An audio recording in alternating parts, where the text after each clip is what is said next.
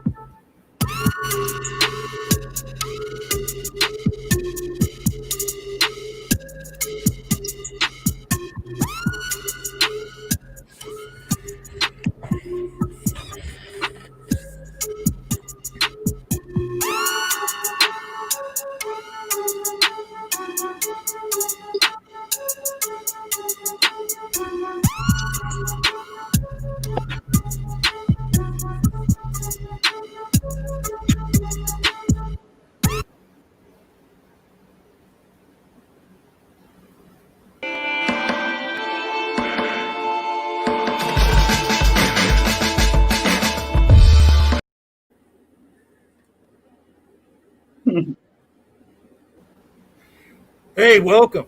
Welcome to the Rage. Hope you can hear me. I got my mask on. I'm afraid of the COVID. No, I actually have this mask on as an homage to one of our guests tonight who made me this mask and has been making masks all throughout the COVID crisis. But welcome. This is another episode of John Learns New Stuff. And we're calling this stream Women in Atheism Roundtable. And I'm joined by not just 5 of my favorite women atheists, but 5 of my favorite human beings, because to identify these folks just by their gender, that would be wrong. They're all fine folks. Some of them I know for a while. A couple of them I just met recently. Most recently,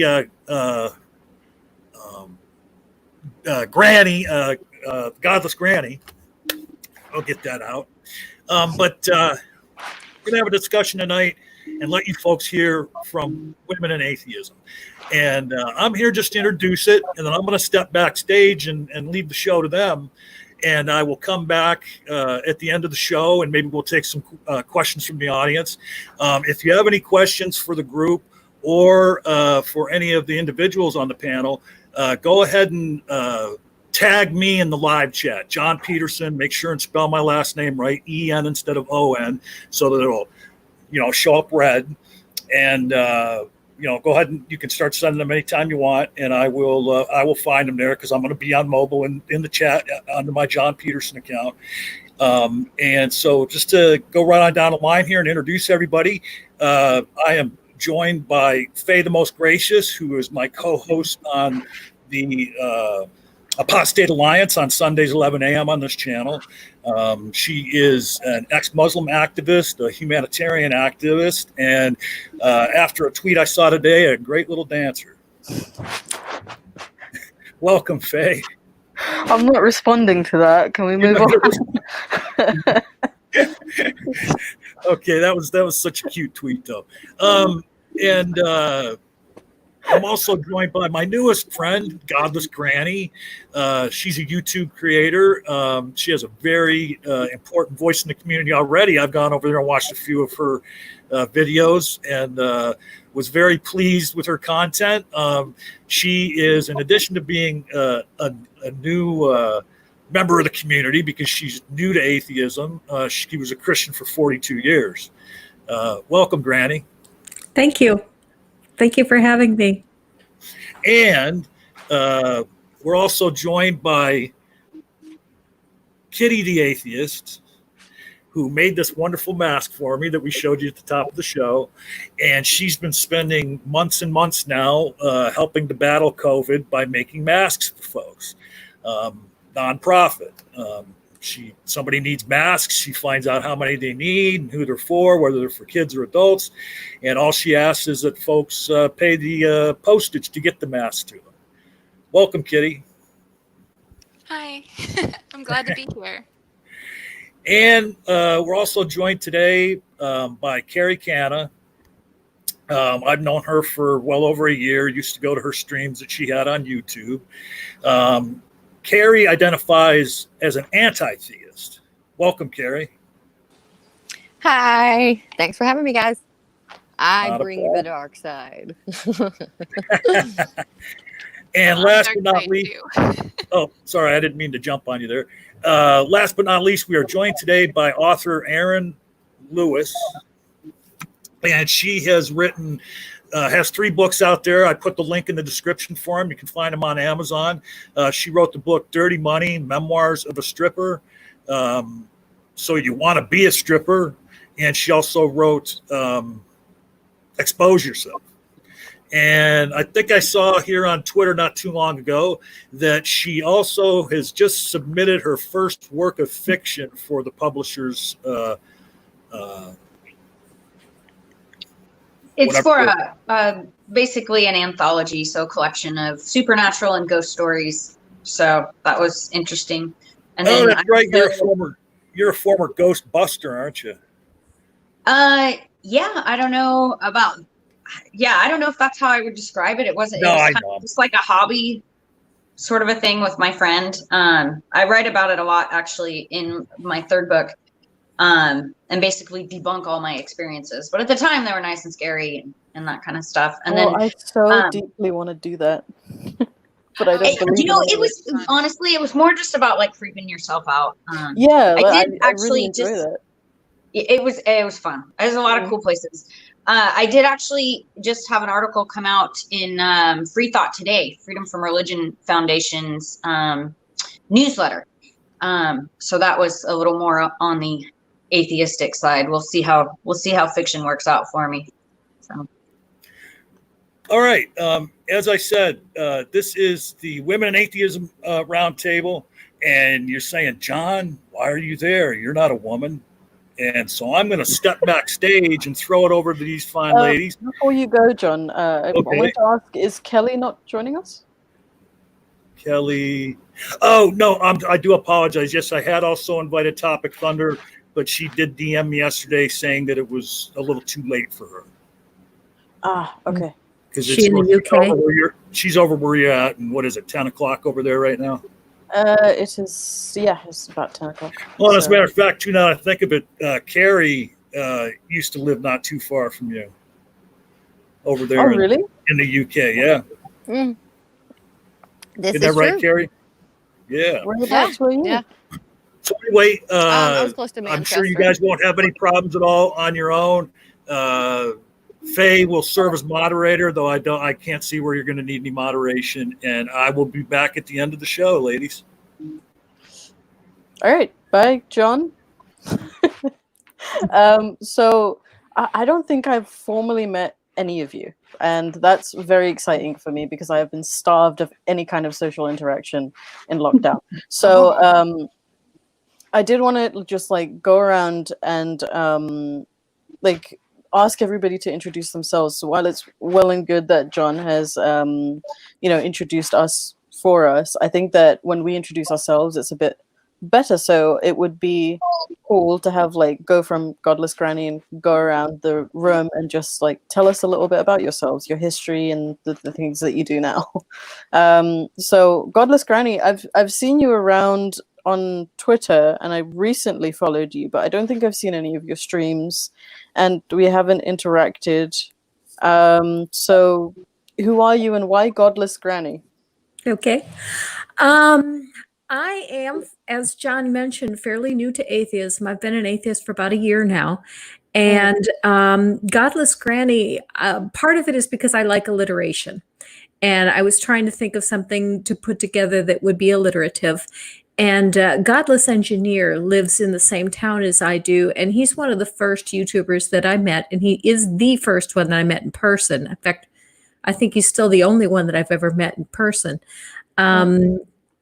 And so I was asking him about the possibility of becoming a content creator. And I didn't think I could do it as early as I did because I didn't know anything about it when I started. And if you watch my first video, you can see that I don't really know what I'm doing. But, it's got the content, but the technical quality of that first one is pretty poor.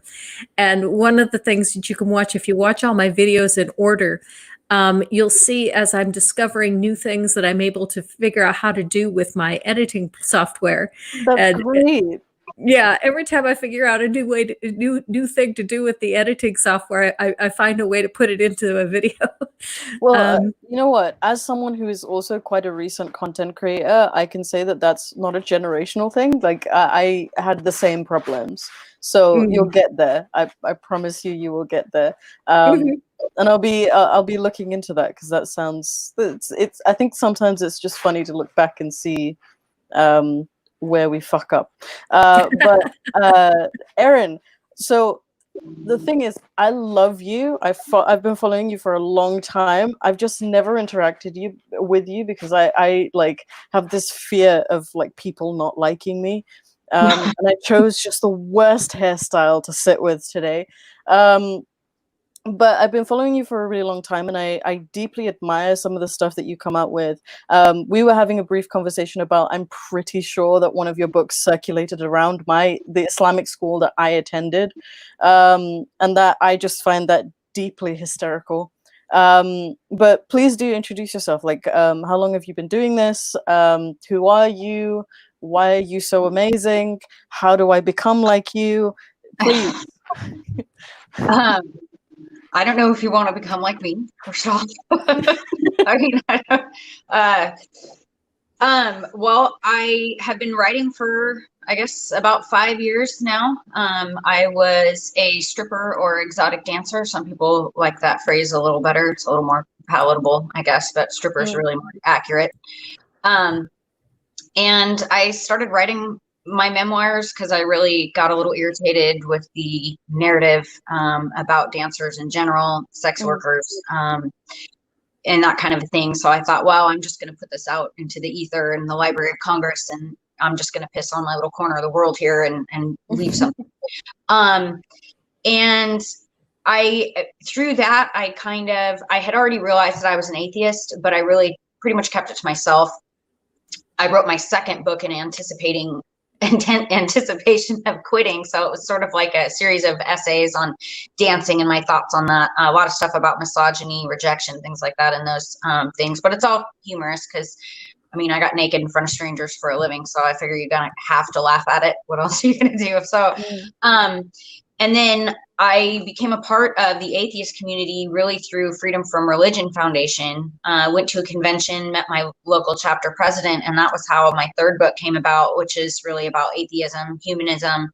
And I realized that because have already been used to being stigmatized and stereotyped, that I thought that I might be able to add a little bit of a voice or advocacy to atheism in general. Never really occurred to me at the time that women needed representation also. But apparently that's what I've added to also, maybe unintentionally. So yeah, that's pretty much it. I'm going to start getting into fiction writing. I've hooked up with some other independent writers, and that's a really fun crowd also. And I guess that's about it. I am dying to know if the copy that was circulating your school, though, was that in English? Was it bought through the UK?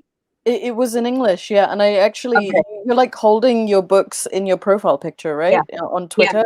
It is that book. So that is the book that circulated around my school. And that's so fucking funny. Like I've been telling John and Nakasushi cannot talk, so this is my stage. I've been telling them for a long time that I think the old gods have returned because this year has been insane. I'm kidding. Anyways, Carrie, if I go clockwise, I'm really ashamed to say that I don't know anything about you. I don't even think I'm following you. And that is perfectly fine. I've kind of pulled back into the shadows quite a bit because about a year ago, I got attacked on Twitter and everything was deleted, and it wasn't fun. So I'm not surprised. I don't know who any of you are, so I do not take it personally at all. So let's see, where should I begin? My name's Carrie. I live in Southern California. I'm an anti-theist and an atheist as well. I don't really believe that there is a God, but also at the same time, I believe that any kind of theism, any kind of indoctrination ideology that commands groupthink is harmful to the human experience. So it seems like everybody on all sides, they all love to come for the anti-theists. So it's just, when you do this, you have to have a bit of a thicker skin. Yep. And Especially as women, I've found. I think especially as women. yeah. But I do sure. want to touch on anti-theism. Sorry, if I look distracted, it's because I'm taking notes. It's not because I'm not paying attention. So I'm Right. like trying to, because we don't have like a structured sort of discussion. I thought that it would be good to just pull some points. But thank you for introducing Very yourself. studious. Very studious. Well, I believe I may be the youngest person here, so I am the most naive, and I have a lot to learn today. Kitty, Saint Kitty, the one who is protecting us from the COVID and doing a very charitable job of it. Please do introduce yourself, because I don't think I'm following you either, and I've never been exposed to you at all. So who are you? What do you do? Okay, on Twitter, Kitty the Atheist. I've been kind of part of the community for several years now, going back to 2014, but I was mostly just consuming content. I started watching Godless Cranium and Godless Engineers videos, and that just dragged me in. And they're great. Like I adore them, but I am an atheist and an anti-theist. Well, I mean, honestly, Ocean made a really good point in one of his videos, Ocean Keltoy, where it's, his like idea of like the best anti-theism is more anti-dogmatism. So it's like, it's not that I hate religion, and I feel like people are free to believe whatever they want, but their religion should end at the tip of their nose. And once they start trying to push their beliefs onto others, be it through legislation or, proselytizing, evangelism, that's what I have an issue with. Also, as Carrie said, the group think. And I mean, it literally comes down to people can be convinced to do things they wouldn't otherwise do when that kind of mentality exists. I mean, once you get somebody into fantastical thinking, then, there's not really a limit to what they will do, be it, bomb abortion clinics or fly into a tower full of people. I mean, it's sad and tragic, and that is where my anti-theism lies, is stopping that. Like, your average run-of-the-mill Christian, they're not hurting anybody, and I've got no problem with them. Same thing with the Muslims and Jews and everything, so long as it's just them. I started out as a Catholic. I was forced to go through confirmation by my mom, even though I had read the Bible at that point and realized that Christianity wasn't for me. Caused a little bit of conflict for a few years.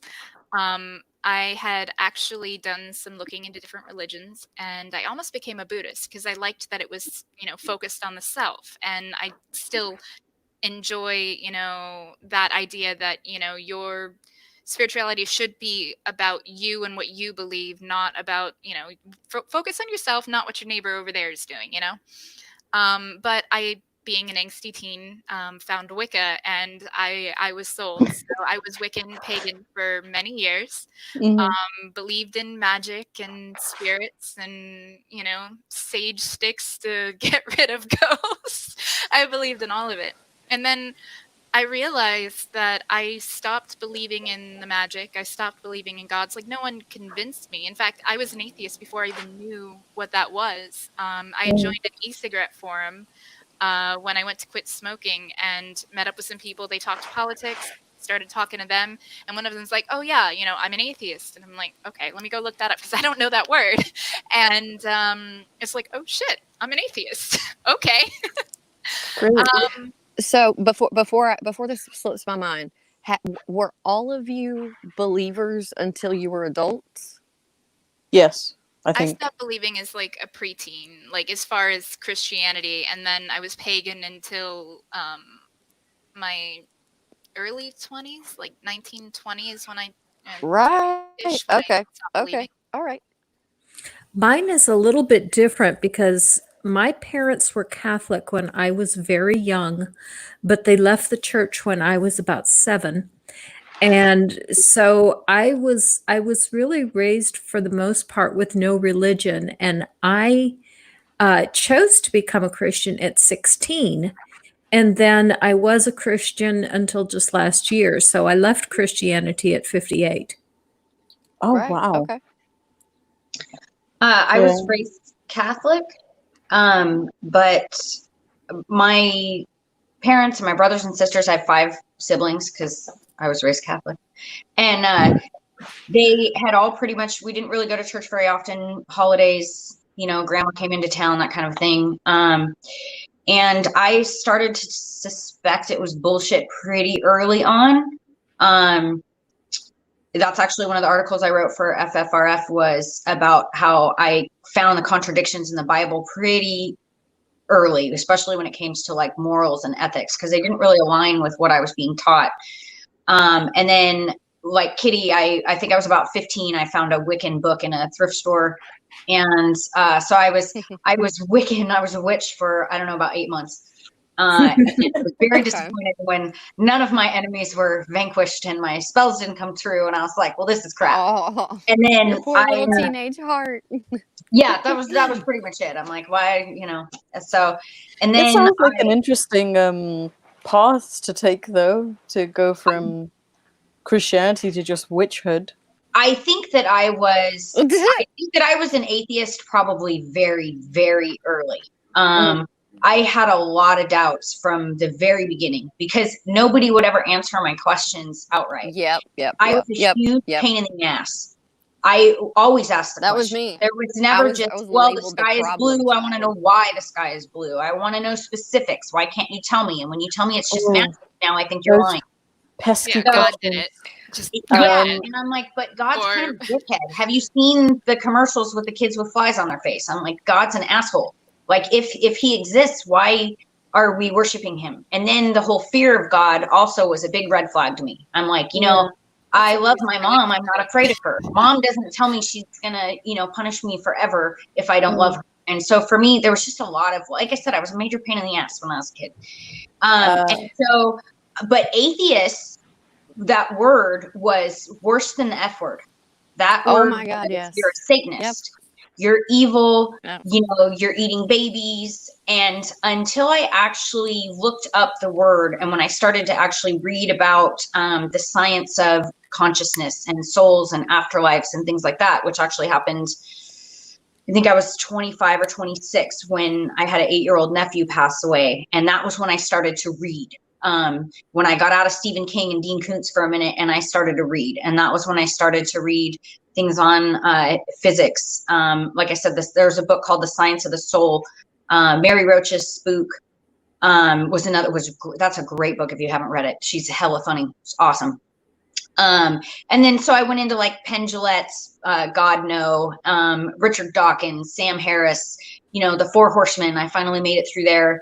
And then I was like, well, holy fuck, I'm an atheist. And you know, for a long time, I was afraid to actually say that until I was really confronted with religion invading my son's school, which is how I ended up becoming active in FFRF, is when religion really started to affect me adversely. So like, a lot of people that I've met in the community since kind of becoming involved, it's really opened my eyes to the experience of Muslims, to the experience of people that were raised evangelical. And hello, that would be me.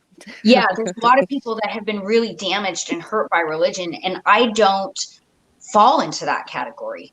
You know, church was like, it was all the happy parts. You know, as a Catholic, they don't teach you the icky parts. They only tell you how great everything is. You know, I thought it was the other way around. I thought Catholics were the sad, morbid ones. Not in my experience. It was really like, it was kind of in the periphery. It was you know, when I was a little kid, I remember saying happy birthday Jesus on Christmas, you know, and Easter was about chocolate and Easter baskets. I think they call that like culturally. Yeah, they call it culture. But on the same token, You we like go Irish or Italian? I'm sorry? Are you like Irish or Italian? Irish. Yeah, that makes sense. Sorry. Just so I was about 5 years old whenever it became clear to me.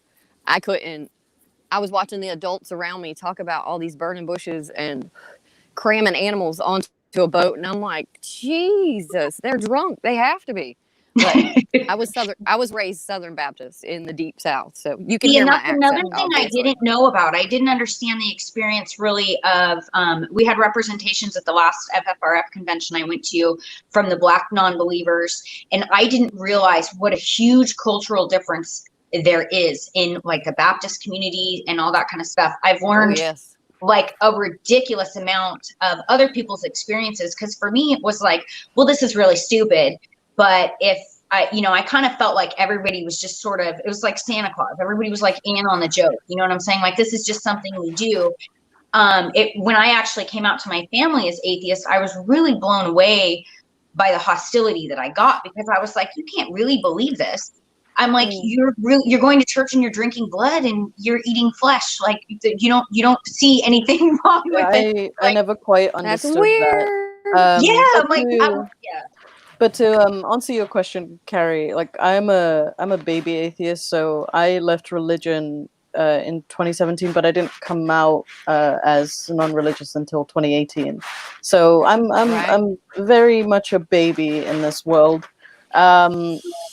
And I wasn't raised a fundamentalist, but I did fall into Islamic fundamentalism, and it slowly, little by little, turned my whole family into fundamentalists before it wasn't a fun time. But I think my experience with religion and my way out of it just wasn't a very scientific, like it was very emotionally driven. And I think that's why a lot of religious people have a problem with me, because that's their main argument, is because, oh, you left religion because you hate God. And I'm like, yeah, pretty much. Right. Well, you're gonna experience that a lot. If I can make one recommendation, since you are a baby atheist, and also Godless Granny, you're a baby atheist too. So if you can stuff every bit of Christopher Hitchens content I love and his books into your head as thoroughly as you possibly can, especially when it comes to free speech and allowing people to believe what they want to believe. My neighbor just decided to start sawing stuff. Good God, really? Sorry. But that's the thing that running into new atheists or baby atheists. It's funny that you call it that, because that's what I call it. Running into we call them baby Christians. Yeah. New Christians. Oh, God. Yeah. They break my heart.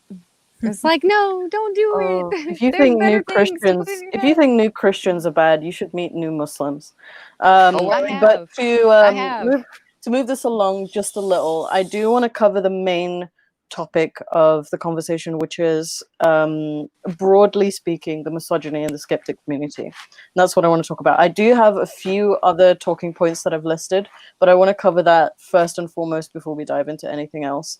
And I'm going to say my piece, and then everyone can sort of jump into the discussion. And being a baby atheist, the one thing that I was sort of in two minds about is actually identifying with atheism at all, because I just didn't like the term. And I think that the reason that I didn't like the term is that I always thought of atheists as really clinical, really scientific, which I'm just not a very scientific person.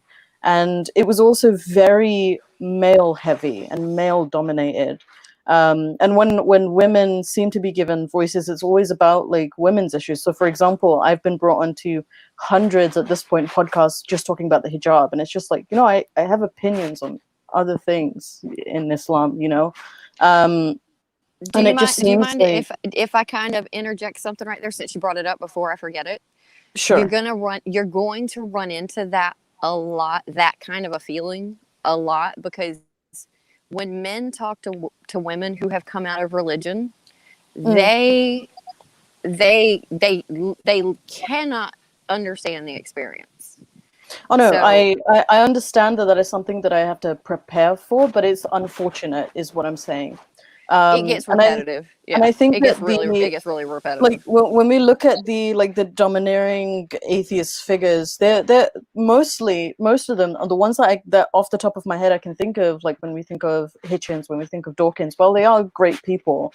They're all men, and I do think that men have a very all of the arguments are extremely, like, I think in a very different way because my experience is completely different. And the other thing is that the atheism narrative is also very like ex-Christian sort of narrative. So I don't relate to that at all because I wasn't a Christian before. I don't know how any of you guys believed in any of that.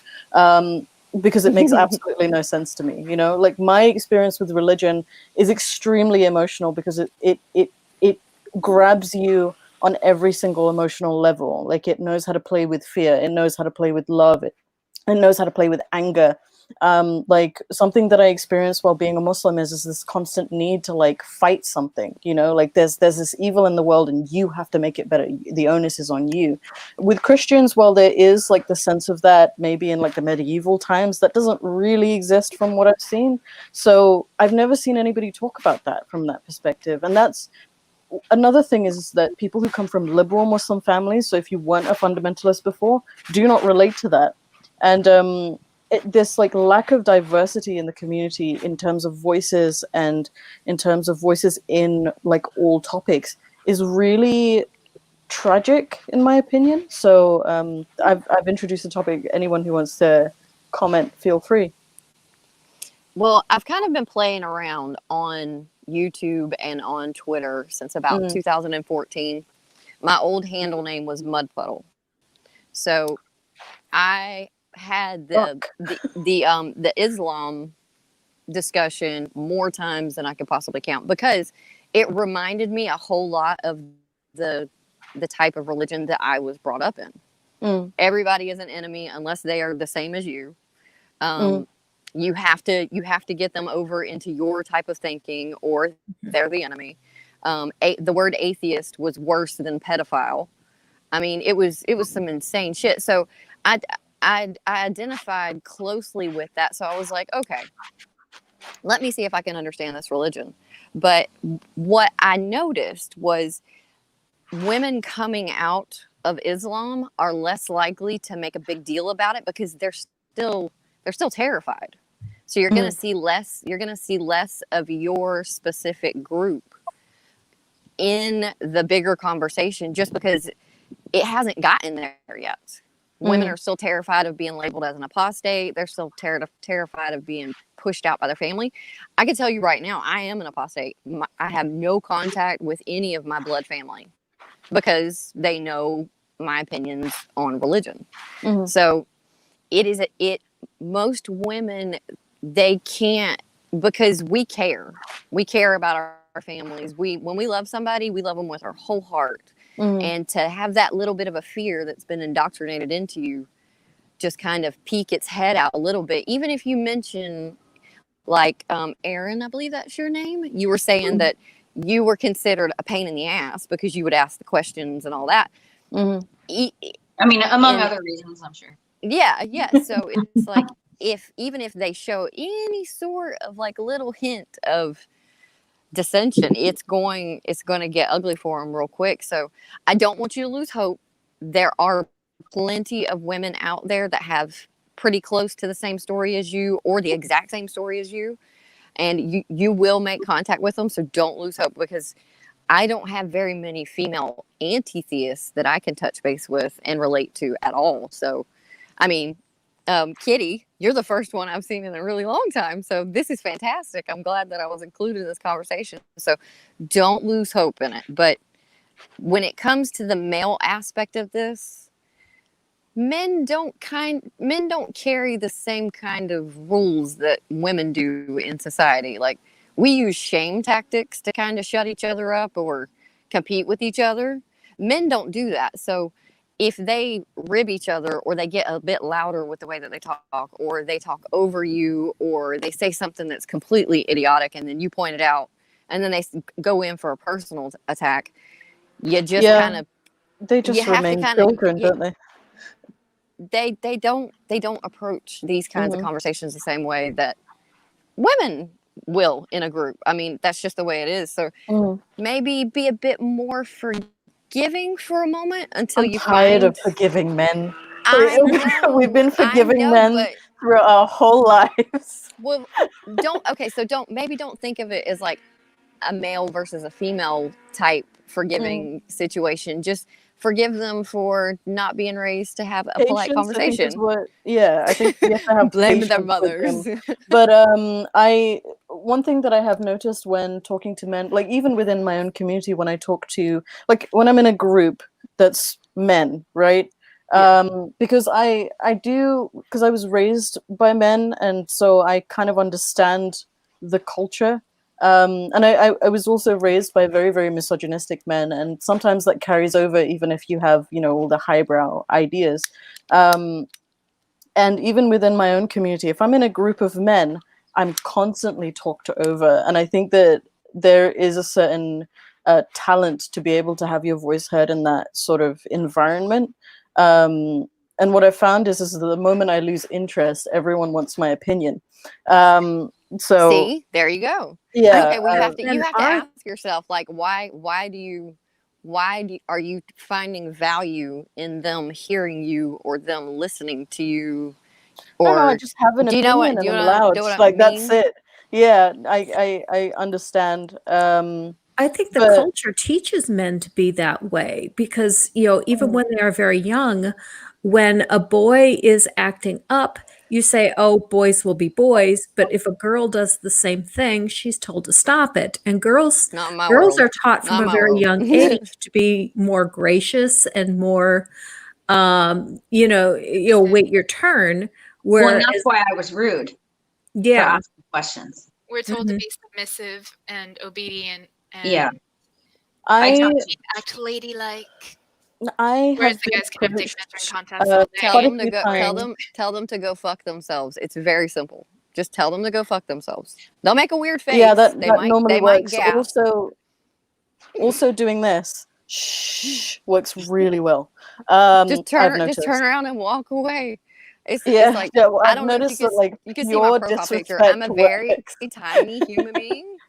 I'm a very tiny human being, so I have to be careful with the way that I run my mouth because everyone is bigger than me. Children are bigger than me sometimes. So I have to be careful with the way that I run my mouth because people don't have any kind of buffer anymore. They'll just haul off and knock the shit out of you.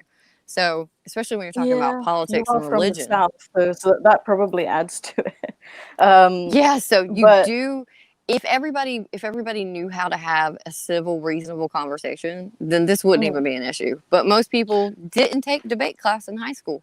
They just did. But I don't know. I don't think common courtesy isn't something that you learn in debate class. It's just something you learn from being beaten up repeatedly in school. I feel like. Baby. Wait, the real world is going to catch up with you real quick because there is not a lot of people out there that have common courtesy. There's just not. Oh no, I know. I'm an ex-Muslim. I'm very aware. Oh my God. But what I was going to say is that this week, what I've noticed is that, and I'm not sure what triggered it, but there were quite a few times where sort of men from the skeptic community were really commenting on the way that I dress.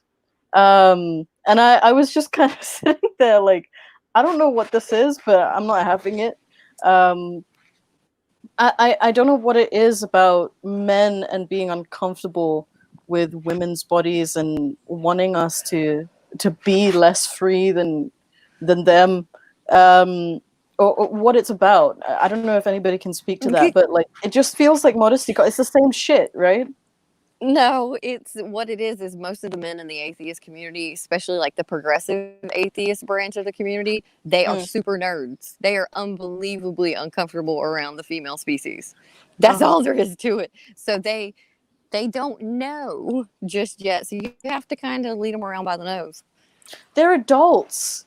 I don't believe in excusing them. Like they need to be Well- talked down to. That is so well, then disrespectful. You've got to You choose can't reward people to talk to. disrespect. No, I don't believe in higher ground. You can't reward disrespect.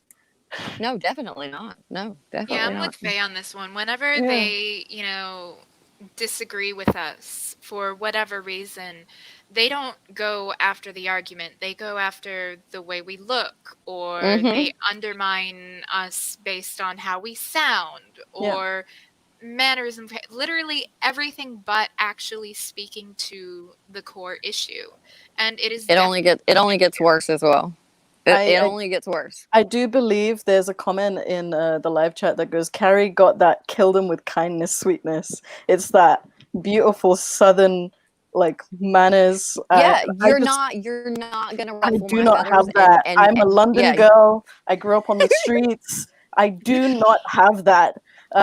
Change your narrative. Seriously, no, change your narrative. no. Don't let people ruffle your feathers. Don't waste your energy on those here fools. to It's fight. not worth it.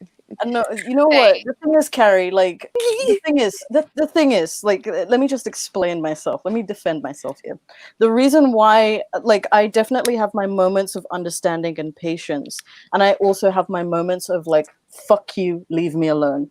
And I believe that if someone approaches you with genuine curiosity and genuine ignorance, then that is something that you treat with patience and conversation. But if someone approaches you with pure disrespect, assumptions, and things like that, because I get, for example, like my family want me dead, like my grandmother has said that if you were in Bangladesh, we would burn you alive. I get hate comments every single fucking day from all kinds of men. And I do not believe in being patient with people who just do not want to have a conversation. That is something that you should actively fight against. And I think that having a dual approach is really, really important. So while I do understand the whole kill 'em with kindness narrative, and I've dated many a man who is very ignorant and things like that, I can understand, sitting down, having a one-to-one conversation. And it's not just with like ignorant, atheists. It's also been with like really, really practicing Muslims. Like I've sat at a dinner table with one of those guys and had like a heart-to-heart and just tried to connect, But if it's just pure visceral disrespect, we cannot reward that, and I refuse to be patient with it. Okay. So I totally respect that. Okay, so I didn't say take the higher ground. I said choose higher brow people to have these discussions with, and you'll have a different experience. Sure. I feel seriously, trust me. I feel like we've been dominating the conversation, so let's let the others. Yeah, we can shut up. Yeah. So, as somebody who spent 20 years as an adult entertainer, I have a lot of experience with just men in general. And obviously, I put myself in a position to be objectified. That was kind of the whole point. And one thing that it took me a while to learn about not just men, but people in general, is that people are all individuals. So I really feel like whether it's the atheist community or whether it's the Christian community or whether it's dudes in a strip club,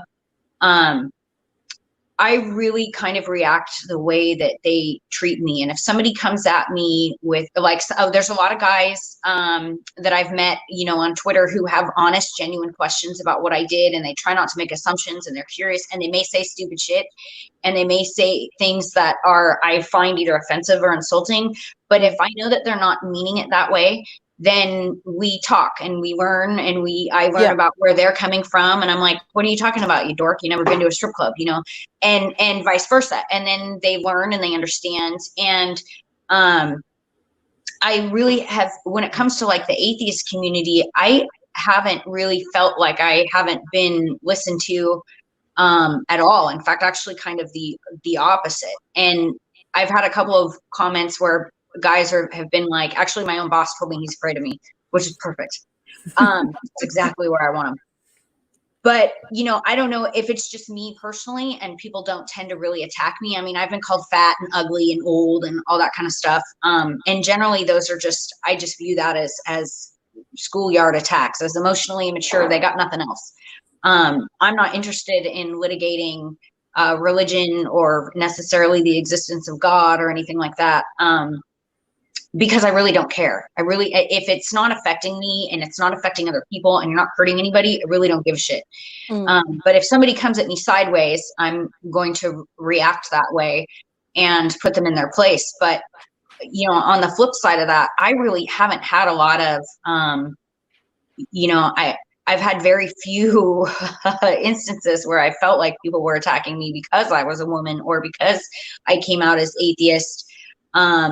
I've never really felt like I wasn't totally taken seriously, but somebody pointed out to me the other day that that may just be a product of my experience as a dancer, because, you know, I put up with a lot of shitheads all the time. That was part of my job. And what I do is I walk away. That's the end of it. It's over. And then I move on. But I really had to learn not to judge people via color, be it what they wear. I think I use in my book, I use an example of, I used to judge, somebody told me to check out customers with expensive shoes, right? So I basically judged and profiled men on their shoes. So if they came in a pair of dirty old Nikes, I would ignore them, right? And then I realized that the girl that told me that was going after every dude in the beat up Nikes and Converse and whatever. And I'm like, here I am going after, you know, the Gucci's. And I'm like, these guys aren't putting out. She did that to distract me and to basically, you know, lessen her competition. So, and that's the other thing, is that I've seen women be just as cruel and shitty to other women as I have men. So I kind of find, while there may not be as many prominent voices in atheism, women voices in atheism, I think that's something that we can very easily remedy simply by putting out there, excuse the pun, we need to put out. We need to put out more content. There needs to be more atheist authors. There needs to be more content creators, and we need to get out there with a big voice. And if they try to shut us up, we need to speak out louder until they stop looking at us as vaginas who are saying things they don't want to listen to. I think sometimes our voices appear to be like these vehicles for them to sort of like make us to point and then move on, and it doesn't feel good. But you're right. I do think that women can be extremely cruel to one another. And I don't know how to fight that, because like the women in my own family are like that. You know, I couldn't even fix that among my own people, let alone the rest of the world. And I don't know how to build camaraderie between women. It could also be because I've got a lot of masculine energy for no reason. So I don't know.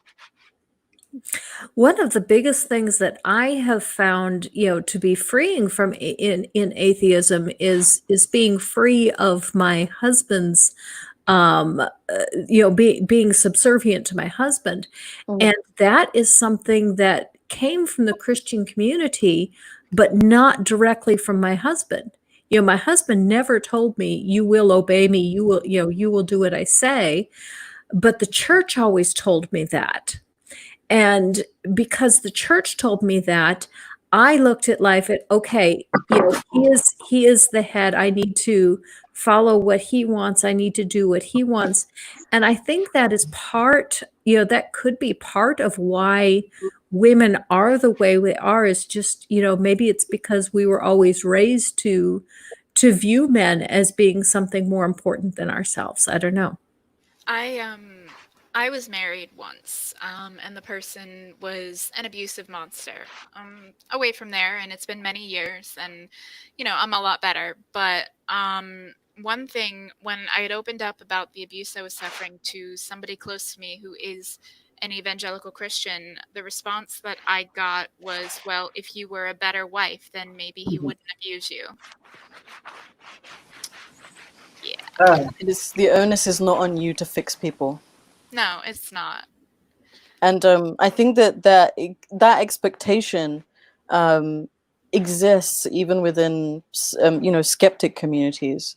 You know, that there's this expectation that women, like, I understand where Carrie is coming from 100%. Like, I'm not knocking it. I understand that at some point you just have to compromise. But even like the narrative that we have to be patient with men is just very, you know, it makes me angry. I know I have to do it, but it makes me angry because it should not be our responsibility to make other people behave, you know? No, when you bow down to somebody like that, be it a man or a woman or whoever, they're gonna take that as a reason to keep stepping on you. You have to stand up and not let that happen. I mean, my poor boss. He said something or asked me to do something, and I looked him straight in the face. I've been working for him for less than a year now, and I said no. And he started to actually like back out of the room. And that was it. I demanded respect and I got respect. And sometimes that has to happen. It may be that men are raised with the idea that women are supposed to be subservient, and that may just be a part of our culture that we need to start overcoming.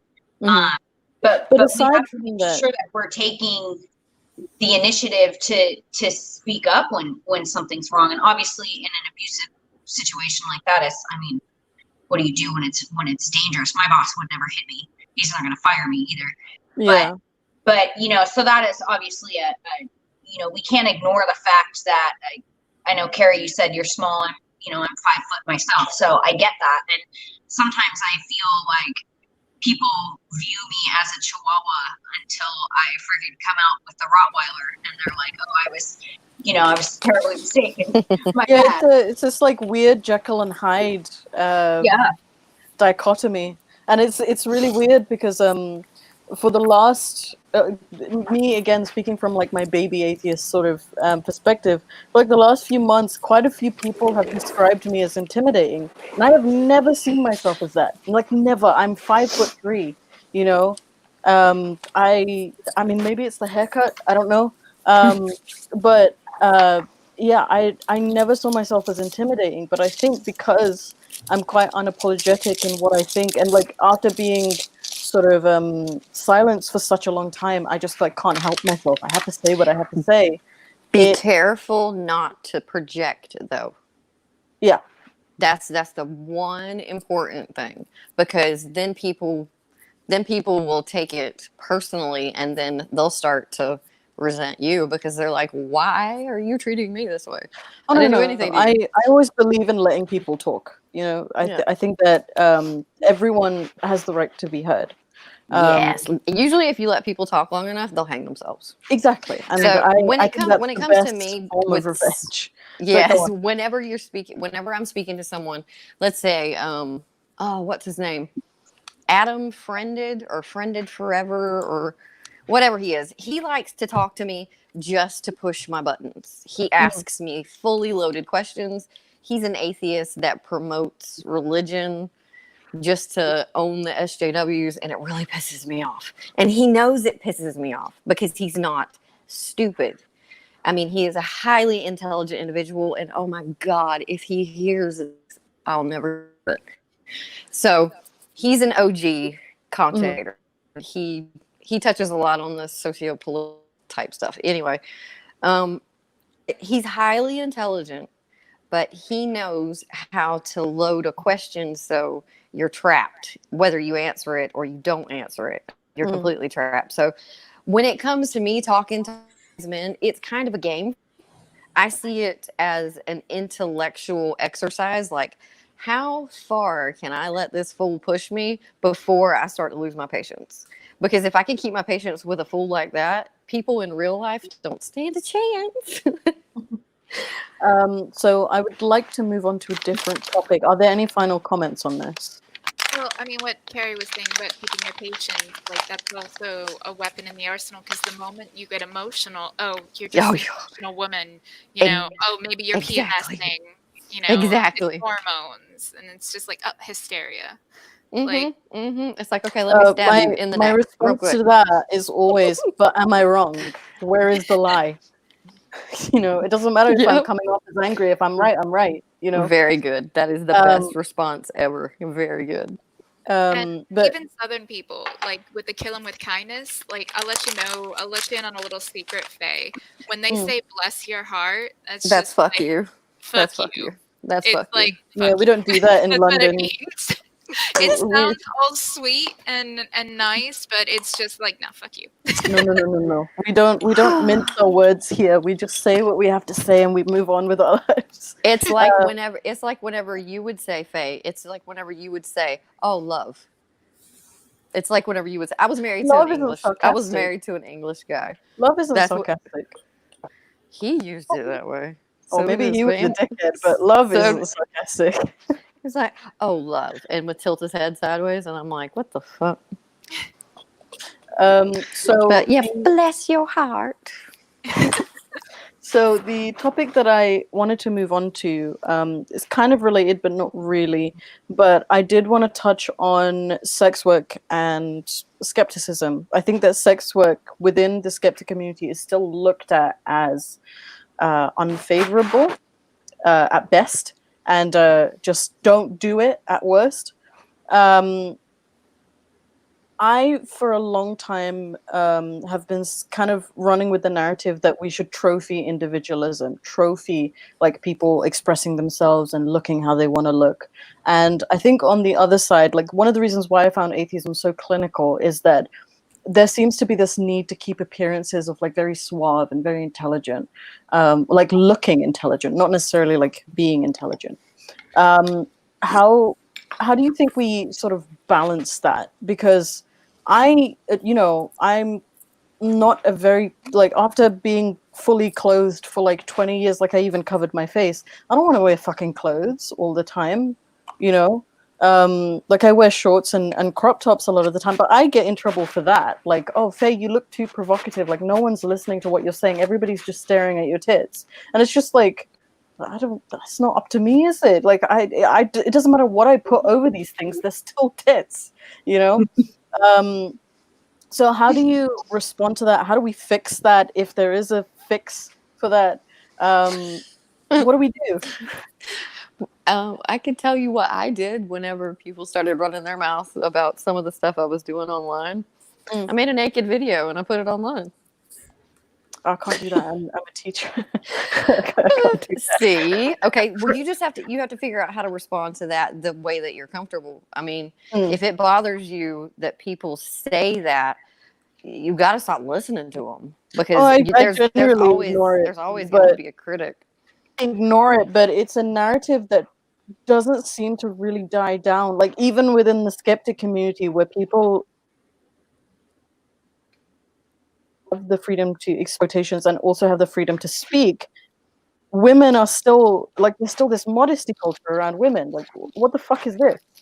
You know, like I didn't come here to be put in a hijab. So are you dealing with a lot of Americans or a lot of English people? It's a mixture of. It's a mixture of both. It's mainly men just being uncomfortable with the fact that I'm very blessed. Let's just say that. Well, for me, it's not an issue because of my age. As soon as somebody hears granny, nobody's thinking sex. Well, see, like I resent that because I feel like if you're feeling yourself, it doesn't really matter, you know. Like if you think that you look sexy and you want to look sexy in the video or whatever, I don't really care what anybody else has to say about that. You know, when it comes down to it, I think that the best way to destigmatize it is to constantly harp on the fact that sex work is work, and we should be advocating for protections in place for them. So the porn industry, mandatory STD testings, have brothels where you have background checks on the johns, you know, keep the girls safe. And I mean, obviously, you know, decriminalize it. It is not something that we should be wasting resources going after. We should be spending resources instead on making sure the girls are safe and we don't have STDs being spread. If we use our voices for that, same thing. Yeah. The men too. We need to keep everybody safe from STDs, unplanned pregnancies, you know, make sure that they have everything they need for contraceptives and protection, and just speak about it. By not speaking enough, I think we do a disservice, because while we might see sex work as work, and while we might not have an issue with it, a lot of people still do, whether it's overt and they're going to stigmatize someone for it, or whether it's more, you know, innate where they can't really put their finger on it, but it's like icky or uncomfortable for them. The best way to get people to break out of that discomfort is exposure. I mean, literally, you know, support, you know, exotic dancers and prostitutes, and, you know, speak to representatives, like say, look, you know, I know it's not the most popular topic, but it's something that should be addressed. It's an issue in our society that you have women being trafficked and abused. And it would cut down on trafficking too if you have safe legal outlets, you know. I mean, Prohibition made the mafia incredibly powerful because they were the ones with the alcohol. And it was a disaster for this country. And just how the war on drugs has basically made the cartels incredibly powerful. When you criminalize something, you create a black market for it. And then the people serving that need, because there's still a demand for it, they're going to go to the black market where there's no rules, no regulation, nothing there to protect the women and the men that are in this line of work. So, I mean, it's not going to be easy, but, you know, like speaking out when we can. If we see someone being shamed for, you know, doing sex work, come to their defense. You know, it could be something as simple as that to get started. So that will be one of the biggest attacks that I get if somebody goes to attack me, is they'll say, oh, well, you're just a stripper, or you're just a hooker, or a slut. That's my favorite. I love being called a slut because I am by definition a slut. I dress provocatively. I don't anymore, but, you know, before I was, you know, I used to sleep around. I definitely put myself out there sexually and all that kind of stuff. And actually with my book, my real intention was to draw people in with the provocative side of it, with the sexy side of it, and then introduce them sort of in a sneaky way to critical thinking, humanism, and those types of concepts. So like when I write about humanism, I talk about more than a pair of boobs, and I talk about how late at night, when we were getting ready to close, and we were the bars closed I'm in California, and so the bars closed at 2:00. But we were open until 3. We didn't have alcohol, so people would come in right there. That last hour, get a lot of drunk guys that would come in. I would be like ready to go home by then. I would usually start by like 9. So I would just walk around topless. You know, probably no more stage shows. I would just walk around on the floor looking for lap dances topless. And what I started to notice was that guys would look me in the eyes when I was topless, not at my boobs. And I'm like, well, you know, here I am. And so I started to kind of confront men on it. I'd be like, well, how come you're not looking at my boobs? I'm like, right here, you know? And it would actually make them awkward to be confronted with that right out there, as opposed to like online, they can't wait to call me a slut because I have cleavage or because I showed my ass. I think it's really easy for men to do that behind a screen, though. I do. And I think that's the other thing, that as far as being attacked and people being criticized in arguments and called names and all that kind of stuff online, is I think it's just like my kid in 6th grade, where he's like, oh, well, they make fun of me for this, they make fun of me for that. Well, you know what, if it wasn't this or it wasn't that, it would be something else. Somebody's going to attack you when they're hiding behind an avatar. They just are. Yeah. They're not, the humanity is gone when you're on the internet. But for me, when little kids are savages as well. Oh, they are. Well, of course. But you know what? I think that we've learned in the age of the internet, right, as that people, when they have that mask to hide behind, they're going to use it. They're going to use it to attack. And it doesn't matter whether you're atheist or Christians, or, I mean, I've poked Christians. I've poked, you know, I mean, I've probably been inappropriate and antagonistic at some point. But I think when it comes to sexuality, for me personally, sure, go ahead. Take a look at my boobs. Compliment me on how I look. You know, it's all fucking makeup and acrylic and all that shit anyway. But the thing is that once you can hook them with that, and then you can, I do think that there's a way around it so that they can actually see you as a person. And that was part of my little social experiment by walking around topless and actually starting to ask the guys, well, what do you think, as opposed to when I'm wearing a bra and then they're staring at my boobs. But when I'm totally topless, they're like making an effort to actually look me in the face, because they're confronted with it. Now it's in their face. They can't avoid it. It's right there. And I really felt like I was treated much more respectfully and much more as a human when I was completely naked than in an outfit or a top. So I have a comment to add, just like a couple of things, and I also think that we should let Godless Granny talk about this as well. But I don't think that there is anything wrong for wanting people to appreciate your body. Like I think that a lot of the time, when men are being men, women will get defensive and be like, don't compliment my, like, I have no problem with it. It has a lot to do with the way that men talk sometimes, and it just seems very objectifying. But ultimately, I don't think that there's anything wrong with wanting some attention for your body. And I personally have found, not full nudity, because again, I'm an educator. I will get fired if I put out a naked video. But like, I have found it extremely liberating becoming comfortable with nakedness. Like the first time, I've only been to a strip club once because they're quite expensive here in London. I don't have money as a student and as someone who works like a 9-to-5 minimum wage job. But I've been once, and I thought that it would be super awkward, but it was like the most comfortable that I've ever been, because everyone is just walking around naked, and it's like, okay, I get it. Like it's just naked people. There's just people in their natural skin, and it's just peaceful, and it made me want to be comfortable with my naked body as well. And I think a lot of people are uncomfortable with that for whatever reason, because of religious conditioning or societal conditioning. And I, while I don't think I would say that I deeply respect sex work, I think that it deserves more respect than it currently gets. Like, we're all primates. We all love nakedness, and we make an effort to deny that regularly. And it's just the most unnatural thing to deny that you like nakedness.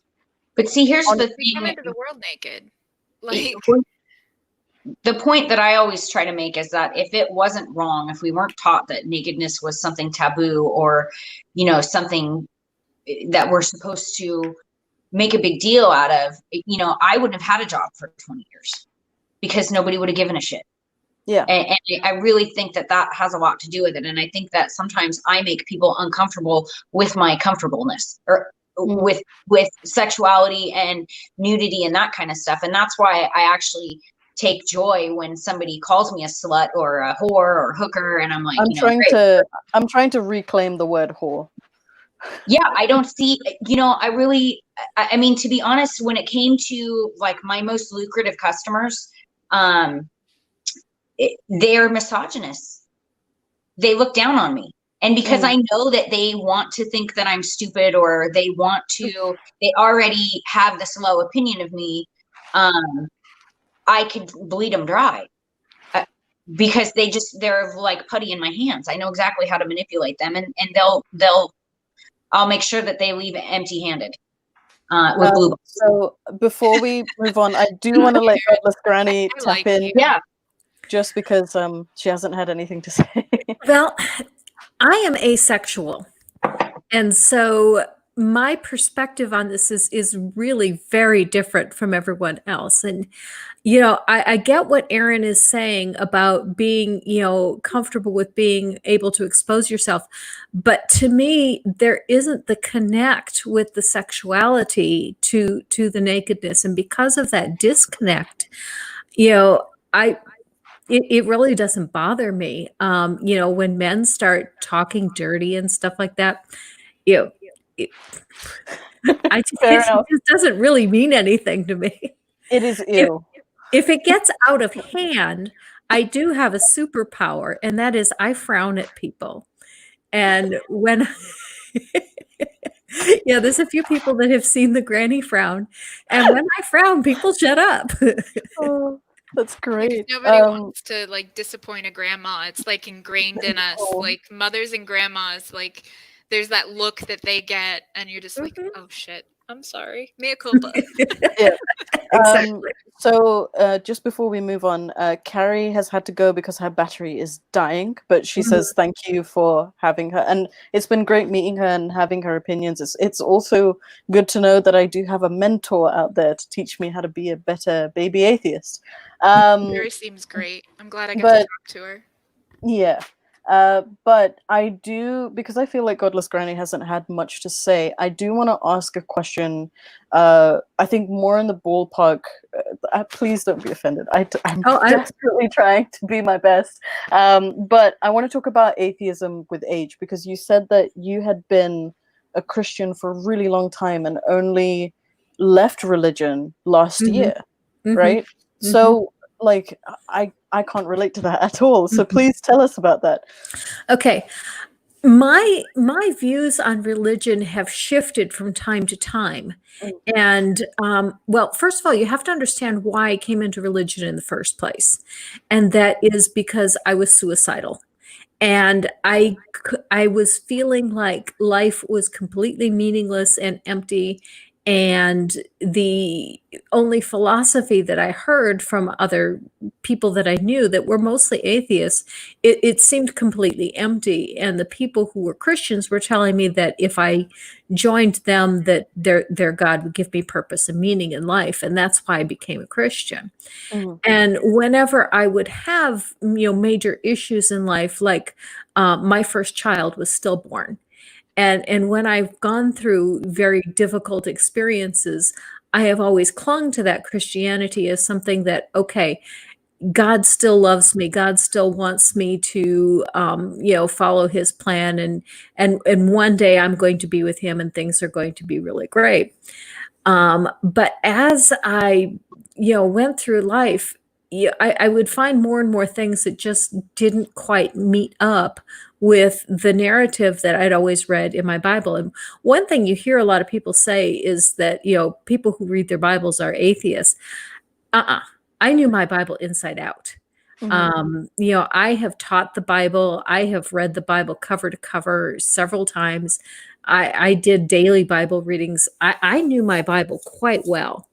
But I also, whenever I had a question about, why doesn't this seem to meet up with reality, people that I went to for answers always had some kind of answer. Well, for the most part. The one question I never really could get anyone to answer, though, was about the canon.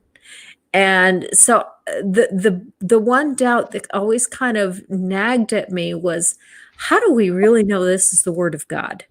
We put everything right into this. And another thing for me was my parents were not believers, and I always wanted to convince them to be believers. And so I kept looking for what is the perfect argument so that they will see that Christianity is true. And I knew I couldn't use the Bible as the support because they didn't believe in the Bible. And when you try to find support for Christianity outside the Bible, it isn't there. And that's what caused me to realize that Christianity is a house of cards that stands or falls with the Bible. And if the Bible isn't true, then Christianity isn't true. It's the only thing it's got to stand on. And so, as I would find things that weren't meeting up, I would just kind of shift my beliefs a little bit. And one of the biggest things that caused me to start turning was the election of President Trump. Because I saw more and more hatred and animosity coming from Christians who are supposed to be the ones that are, the loving and, we're the forgiving ones. And when I would hear hate speech coming from them, one of the things that I thought was really odd was Christians saying that they don't feel like they should have to be politically correct. And this is something I've even seen from Tommy Tuberville, who's currently running for Senate here in Alabama. Why should we have to be politically correct? And I'm thinking, if you're a Christian and you're showing love, you should be the first ones in line asking, how do I be politically correct so I can tell you about Christ without offending you in the process? And so that just brought more disconnect between what the Bible was telling me and what I was seeing as Christian behavior, until I got to the point where my theology shifted so much that I kind of became a religion of one. And that came about because I kept looking at the story of Paul in the book of Acts, where Christ appears to him personally. And if God really wants to save everyone, why doesn't he appear personally to everyone? Either he doesn't want to save everyone, or he can't. And the Calvinist point of view says specifically that God is not trying to save everyone, that there are certain people that were chosen before the foundation of the world, and these are the ones that are supposed to be saved. Yeah. And so, yeah, I was a Calvinist for some time, and part of the reason for that is that's the only way you can make God sovereign, is if you go to the Calvinist point of view. And but the Calvinist point of view leaves you with, well, why is God creating so many people that he's just planning to destroy? And so that's how I ended up in the religion of one, coming up with the idea that, well, I think God's going to save everybody. That's very fanciful, I think. Yeah. But I find that story extremely relatable. Oh, really? Yeah, because I kind of had a similar journey, because I've had my own fair, definitely not losing children, stuff like that, but I lost my mother at a very young age. I had to raise my siblings. My father was a nutcase.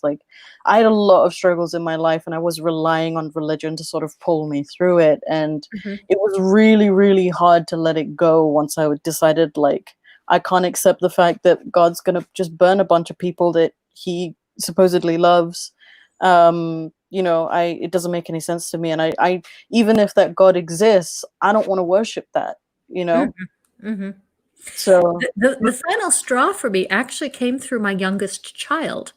My youngest child was doing some work for school, because I sent all my kids to Christian schools, and was doing a paper on Noah's Ark, and said, Mom, Noah's Ark is impossible, because the methane gas that would have been produced by the animals would have killed them all. And your child is so smart. Yeah. And so I looked that up, and I said, yeah.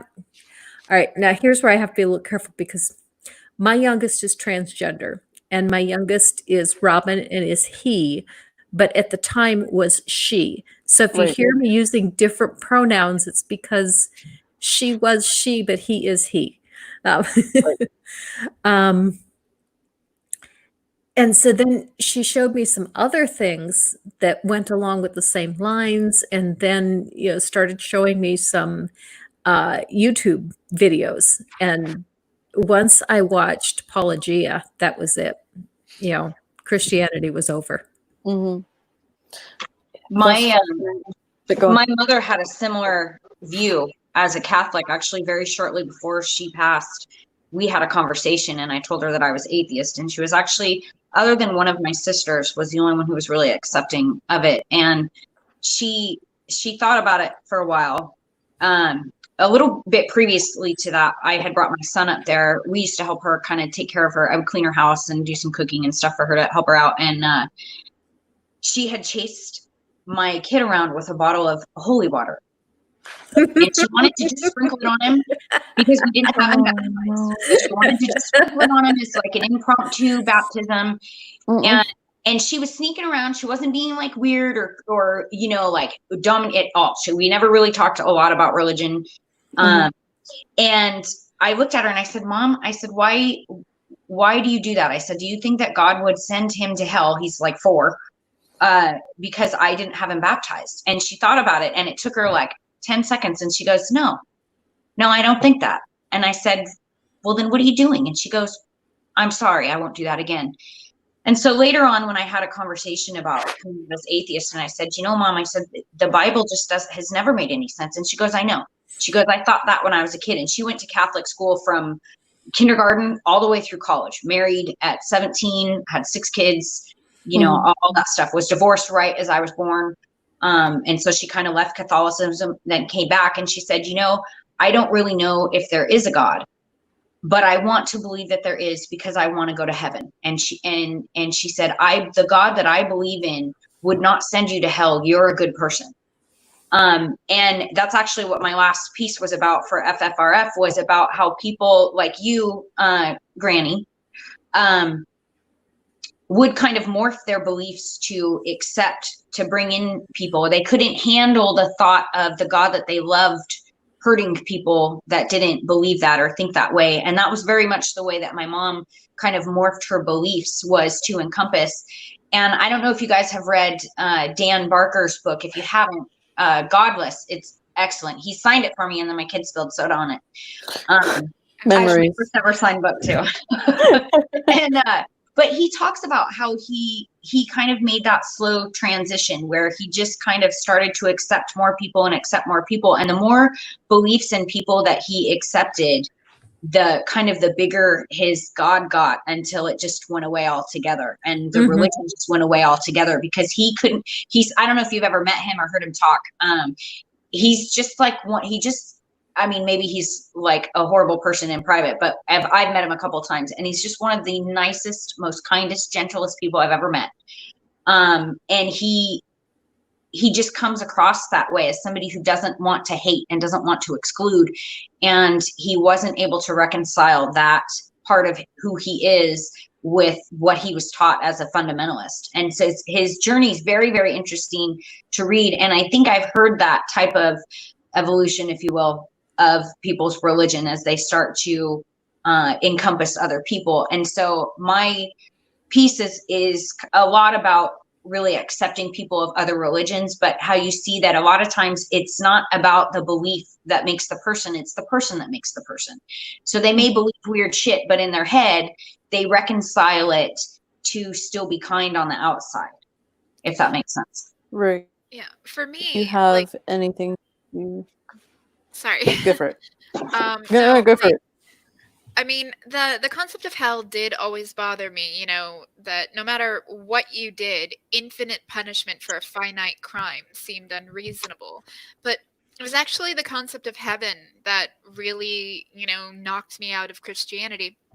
And it's because I actually thought about it, and I was like, okay, well, if I go to heaven and my child or my sister, they're in hell, it wouldn't be paradise for me. I would either have to no, baby. Sorry. She's so precious. Go with Uncle Chris. Oh no. The mattress is gone for right now, baby. Please go. Give me one.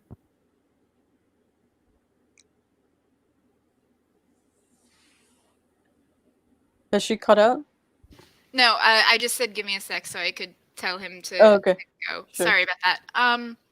Yeah, no, so he's on the autism spectrum and he doesn't like clothes. So anyways, I can relate. Yeah, so can I. Yeah, all right. So it was the concept of heaven. Like if I'm in heaven and somebody that I love dearly is in hell, it wouldn't be paradise for me.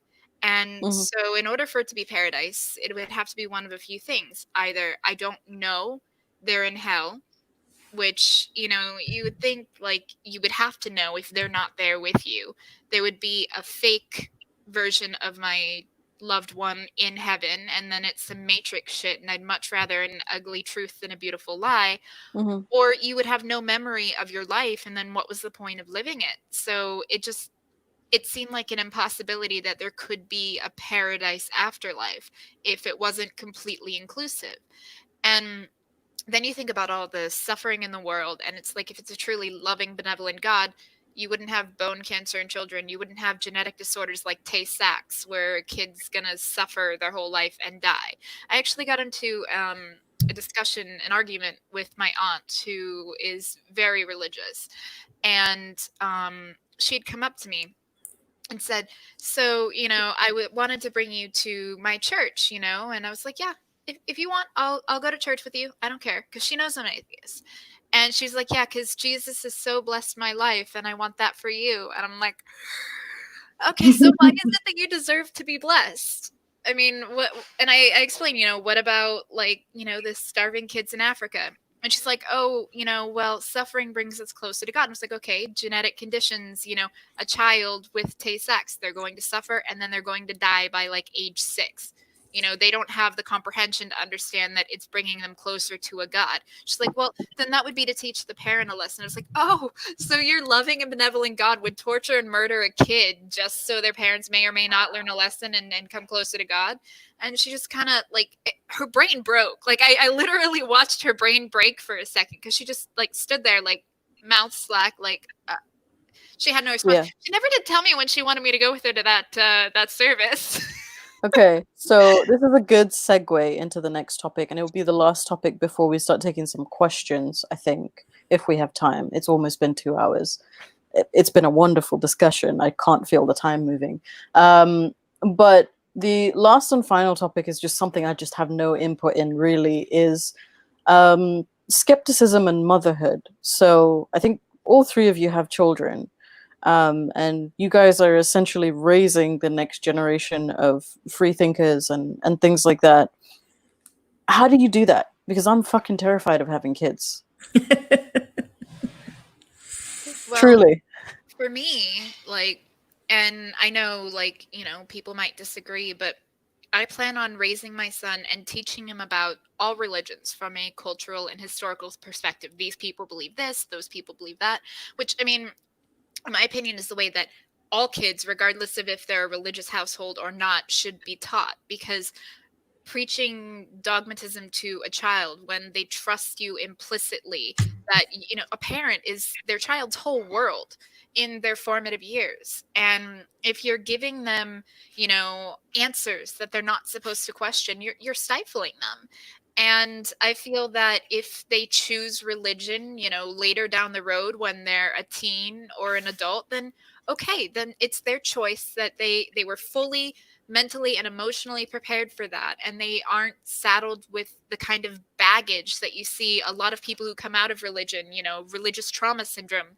Like, it can do real damage. I mean, like, look at the documentary Jesus Camp if you need evidence of that. It's horrifying. And I mean, that's always been something that was important to me, is to make sure he understands that there are many different beliefs, and I'm not going to push atheism on him. I'm just going to teach him about everything. If he asks me, well, which religion is yours? I'll be like, I don't have one. I'm an atheist, and just leave it at that. Like, that's what I am. I don't believe there are any gods, but, and continue the religious studies. Okay, the Jews believe this, the Muslims believe this, and so on and so forth. One of the most poignant questions I ever heard was in an episode of Star Trek, where they were explaining religion to this alien, and the alien said, oh, and what's your superstition? I'm probably a bad atheist because I don't like Star Wars or Star Trek. I know, it's okay. I like Hawaiian pizza too. It's bad. My son, Hawaiian pizza is awesome. That's all I would eat when I was a kid. When I saw that on the internet, I was like, why are people throwing a tantrum? It's great. I will DM you white the people, recipe. I make a pineapple teriyaki chicken pizza. So, like, you add a little bit of pineapple juice when you're making a teriyaki from scratch. Yeah. Marinate the chicken in it, drizzle a little bit on the pizza before you cook it, and toss some chunked up pineapple on there, and it's so good. My son is 15, and his father was raised secular. So we just basically, we just let him go. There wasn't, as he started to get older. Actually, it was elementary school when he started to understand.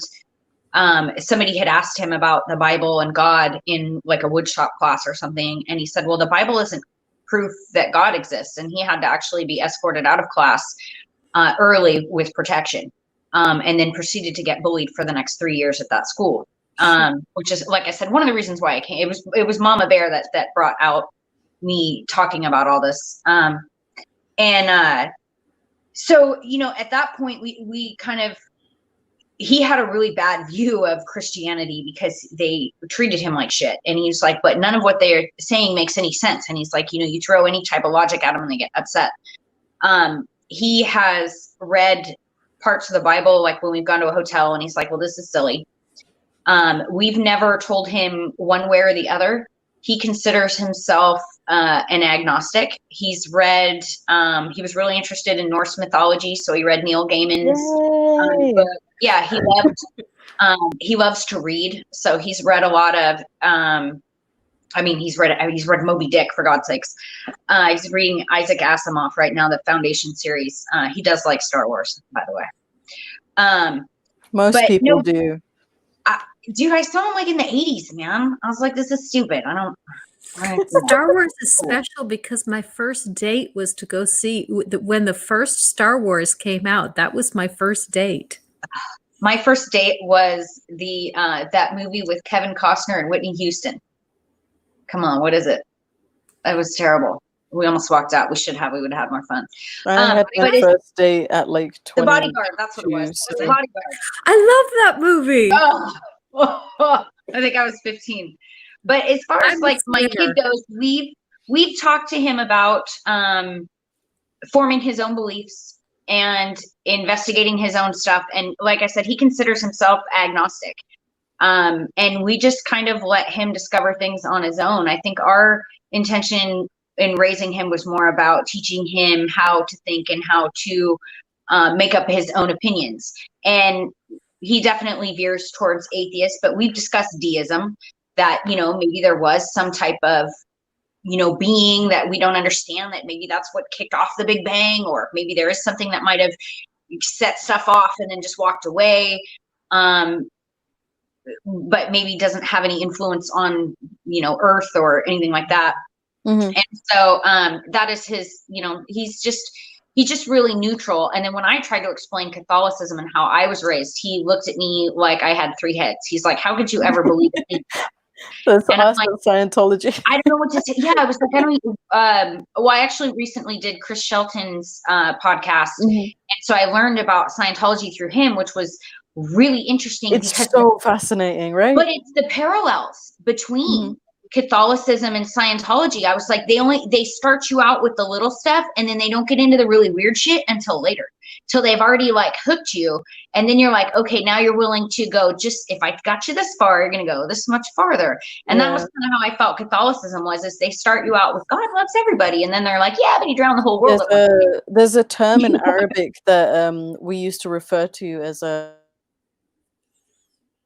the term in Arabic is khutwa, or like small steps, and it's usually used to describe like how the devil gets you to like take little steps into evil. But it's the religion does the same thing, where they take like creeping little footsteps so that you get more and more attached to it. But yeah, that's really interesting. I think my main fear, because like I saw someone say in the comments as well, like, Faye, you don't have to have a kid. I know. But there is a desire in me to have a child, because I'm like a very natural teacher, and I enjoy educating, and also I just want someone to bear my nonsense sometimes, and a child is good for that. Not once they become a teenager, trust me. Oh, I love it doesn't work that way. Someone's going to take that out of context, but I work in a high school. I love working with teenagers. I think they're dramatic, and I love it. But my fear is like all the generational sort of abuse, and my experience might be different. So I was like questioning whether or not to ask this, but like, you know, I'm a first generation immigrant. My family and, you know, generations before, it's just been this chain of abuse, and how much of that do I carry? Like, I am afraid of the things that will just fly out of my face without even thinking about it. You know what I'm saying? And that fear really gets me, and it just makes me think like, oh, I don't want to bring a child, or like, you know, adopt a child that has to deal with that. Like, maybe the line should just end here. You know, I don't know. I think if you want to have a kid, you should have a kid. And I think that you're already cognizant of some of that you have. So you're not going, and I think that fear is really not. It's irrational to an extent, I think. I was trying not to say that, but that's what I was thinking. Yeah, actually, it's irrational. But I don't. The very fact that you are cognizant and that you realize that, there were some things that I was taught that I was a kid that, that I wondered that if that might come into my parenting, and it really hasn't, because you're aware of it. You know that it's there, and if you really want a kid, you'll probably make an excellent parent, in my opinion, for an hour and a half. You honestly seem very loving and nurturing, and I think you would make a wonderful parent. Yeah. The other thing is that the other thing is that I'm still living my childhood, because I don't remember a lot of mine. I'm guessing my brain has shut most of it out because it wasn't a lot of fun. But I'm still very much in touch with my inner child, and I do really try. Like, I only just learned how to climb a tree, and I can't stop climbing them now. And it's really bizarre for the people who live around me, because they're just like, what is that girl doing climbing that tree again? I'm exploring, I'm self-expressing. I have like little teenage moments. I had to deal with my first ever crush last year. It was fucking awful, because it just was never going to work out. And I was like, I hate this. How does anyone deal with this? Like, now I understand every single one of the kids in my school. Like, it makes so much sense. But like, my point is that if I'm just forever a child now, am I going to be able to raise a kid? I don't know. I think there's a lot of irrationality that goes into it. When I had my first, my husband and I asked ourselves the same question, because we were going to the mall almost every day. We lived within walking distance of the mall, and we weren't going shopping. We would just go buy some popcorn and walk around and, basically acting like kids. That's adorable. And we said, how can we have a kid when we are kids ourselves? But we did. And, you grow with the child, and you will grow, and you'll become more mature as the child matures. And that's what you'll find in most of life, that, as the demands come on you, you'll develop with them. Do you know what my most childish trait is that I really, really enjoy annoying the fuck out of everyone who loves me. Some kids might enjoy that. Like, my son loves to be tickled. Like, he will come up and just ask to be tickled until he's like laughing so hard he's crying. And my kid can be a little asshole sometimes, but he's not a little asshole, and I wouldn't change him a bit. But my kid's got 40 pounds and like 6 inches on me, so I annoy him as much as humanly possible. I mean, but I also, your job as a parent is to annoy your kid. Like, I think right now I enjoy being annoyed back as well. Like, there's a reciprocity that exists with it, because I think that's my love language. Kids will annoy you. I think that, that's my love language, is just very mild irritation. It's just like, annoy the fuck out of people you love, have them annoyed, and everything's fine. I think it's like a security thing. I don't know. We're not going to get into my fucking mental issues. Anyways, we should get to some questions, because it's been almost 2 hours. So if John or welcome back. I was waiting for you to tell me when I was allowed back in, Faye. And I just want to say, Faye brought up, that she got over her first crush last year, and I just want everybody to know I let her down very easy. First the John thing, and no, get out of this conversation. This is my domain. So we do have some questions that have been piling up here since we started, and we're going to read those off to you as soon as I can find them here. I screenshot all of them. So the first question came back at the beginning from Agnostic Pagan Mom. When you guys were talking about the eating babies thing, and Agnostic Pagan Mom was a little incredulous. She said, I don't get how people think atheists really eat babies. I've never heard that till this year of it being a thing. Not stupid jokes. People really believe that? She asks. I mean, do you think that there are actually people out there that say that actually it's a meme? It's a meme. I mean, it's a meme, but I do think that there are people that are so far gone in their religiosity that they actually believe it. I mean, it's in the same vein as the satanic panic of atheists and Satanists are going to kidnap your kids and torture them. But I saw an article by Jeff Charlotte. He's the author of The Family. I don't know if you saw that, but he went to a bunch of Trump rallies and he talked to somebody who was in the QAnon conspiracy thing, and that person was visibly shaken about the whole Pizzagate thing. She actually believed that the Democrats who were running the pedophile ring, I can't even say this the fucking straight face because it's so ridiculous, out of the pizza parlor's basement that didn't actually have a basement, that they were not only kidnapping kids to sexually abuse them, but to also eat them. So it sounded like the way he wrote it in the article that this person really literally, because she was like visibly shaken and crying and actually believed that kids were being kidnapped and actually eaten. So as ridiculous as it is, and I thought it was just a joke. I always thought it was something like, oh, I'm an atheist, I eat babies. I always thought of it as a joke. I think it's, given how much crap that people actually believe, I think it is possible that there are people out there that really do actually think that. Granny. Well, there's always one. You heard of that? There's always one. Actually believing that? I've seen some people say that, but I never thought anyone was actually serious. The people that come closest to being serious are the pro-lifers, because they say we want to kill the babies. Mm-hmm.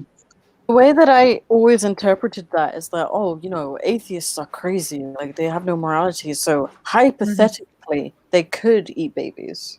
Mm-hmm. Yeah. Well, fun fact, lullabies actually go back to the story of Lilith. And basically Lilith was Adam's first wife, made of the same dirt as Adam. She wanted equality and wanted to be on top during sex, didn't want to submit to Adam.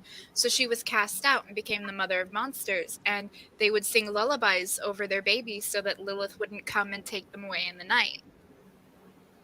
Because you're trying to keep Lilith away. With the lullabies. So like for a long time, people have thought that people that were different, people that were outspoken, went against the grain or against what was accepted societal norms, they've always had a stigma attached to them. I mean, with varying degrees of severity, but I mean, I'm guilty. Around Thanksgiving, I always share the, atheist Thanksgiving memes because I think it's funny, but I do know there are people that take it seriously, but they're the minority. Most people understand it's just a joke.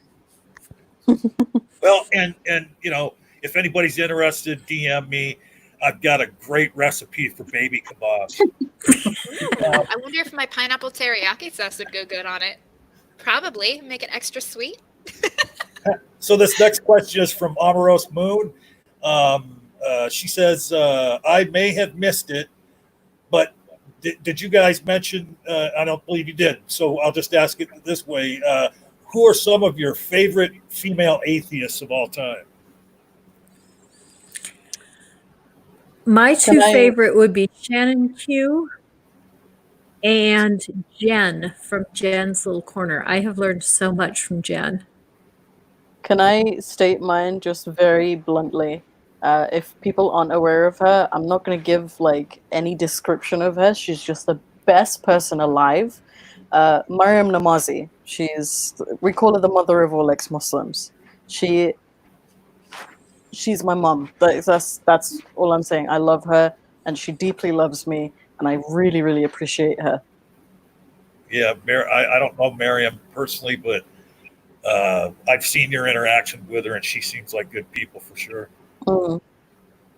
Is there anybody else want to comment on that question? My first was the most hated woman in America, and that would be Madeline Murray O'Hare. And one of my other favorites, I guess, or two favorites would be Julia Sweeney. She was raised Catholic. She gave an excellent presentation at the FFRF convention, and then also Annie Laurie Gaylor. I've come to, like I said, I've been as involved as I can be with the Freedom from Religion Foundation, and I have a lot of respect for them and what they do. And for her as being kind of a very polite, but takes no crap kind of a person. So I admire her a lot. Nice. For me, I agree with Godless Granny on Shannon Q. She was one of the first ones I started watching. Also, KC, Godless Engineer's wife. She's phenomenal, a wonderful person. And Navardia, she is fantastic as well. And Mero does amazing science videos, and she's quirky and funny, and her makeup's always on point. Makes me jealous, a little salty, but I adore them. Yeah, I think that's all of us, though. Yeah. Well, and just to go back to what Erin was saying, if you have never seen Julia Sweeney, former SNL cast member, do any of her talks, go on YouTube and look her up, man. She's phenomenal. I agree with Erin on that. And of course, you can never go wrong with Shannon Q. I can tell you that. All right, next question here is from Slade Chimera. And this goes back to when you guys were talking about the sex workers and what have you. And Slade asks, when topless or showing cleavage, do you appreciate compliments from people, or would you rather men shut up about it? I think it depends on context. What I've found is that some men have been very complimentary in, I don't want to say in a non-objectifying way, because I don't think no matter how you slice it, it's objectification. Your tits look good, but there's definitely a way of doing it. I think it depends on context, and if they're just being crass, if they're complimenting anything else. I think it depends. When I do stuff like that, it's deliberately and attention seeking. So that's kind of what I'm looking for. But I wouldn't want to encourage that behavior en masse, because I understand that there's a lot of women that might not take it the way I do. I'm just have become kind of immune. There's a saying that says immune to compliments. And so that's kind of the thing. So when I do it, that's kind of what I'm looking for. So if I don't get attention, I'm like, what? Why are you looking at me? I do think reading the room is very important. Yeah. Context matters. Absolutely. I don't mind compliments usually. I mean, there are times that it might bother me, but it's one of those things, like if I'm wearing a low-cut top, it's on display. I mean, that's one thing I don't understand about some women. They will wear this skimpiest little skirt and top. Everything's on display, and then they get super offended when somebody looks. It's like you're highlighting it. You're putting it on display. I mean, you can't stop people from looking. And then they'll be like, "Oh, but they're raping you with their eyes," and I'm like, "No, that's not a thing." If I'm with my kid and I dress fairly, I mean, just normally, and I'm out grocery shopping or something like that, and somebody does that, yeah, that's a whole nother thing. But now it's not me you have to worry about. It's so. At my age, everything is sagging, and so I am not proud of the way I look anymore. I mean, it bothers me. So if someone made a comment about my cleavage, I would assume that they are being facetious, because I don't think it looks pretty. Self-image does tie into that. Self-image is really important. And I think you would take a compliment better if you were more confident. Yes. Yes. So this next one's not a question. And I just want to say, when Erin said a moment ago that she does that on purpose, go look at her timeline and go and look for when she was modeling her COVID mask. She does that on purpose. That was a great day on Twitter. And so this one is more of a comment from the channel owner, Nakasuchi. Back when you folks were talking about, the double standard. And he says that there is a double standard. I was raised to conquest, plow the field, as my dad said. Never been called a slut or a whore for it. And, you know, I screenshot that comment because I have to agree with him. I mean, that's the way, you know, women, girls and boys can do the same behavior, but they're, you know, complimented on it as a boy and excoriated for it as a girl. I don't know if you guys have any. Absolutely. Like, I mean, if you've had more than one or maybe two sexual partners and you have a vagina, then you are permanently labeled as easy or a slut or a whore.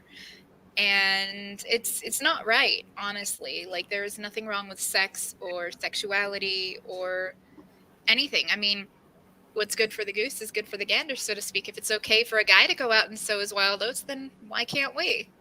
Have you guys seen the meme where it's the piece of salmon that says this is a virgin and this is like first time and this is whatever, and there's a hole in it and it just keeps getting bigger and bigger?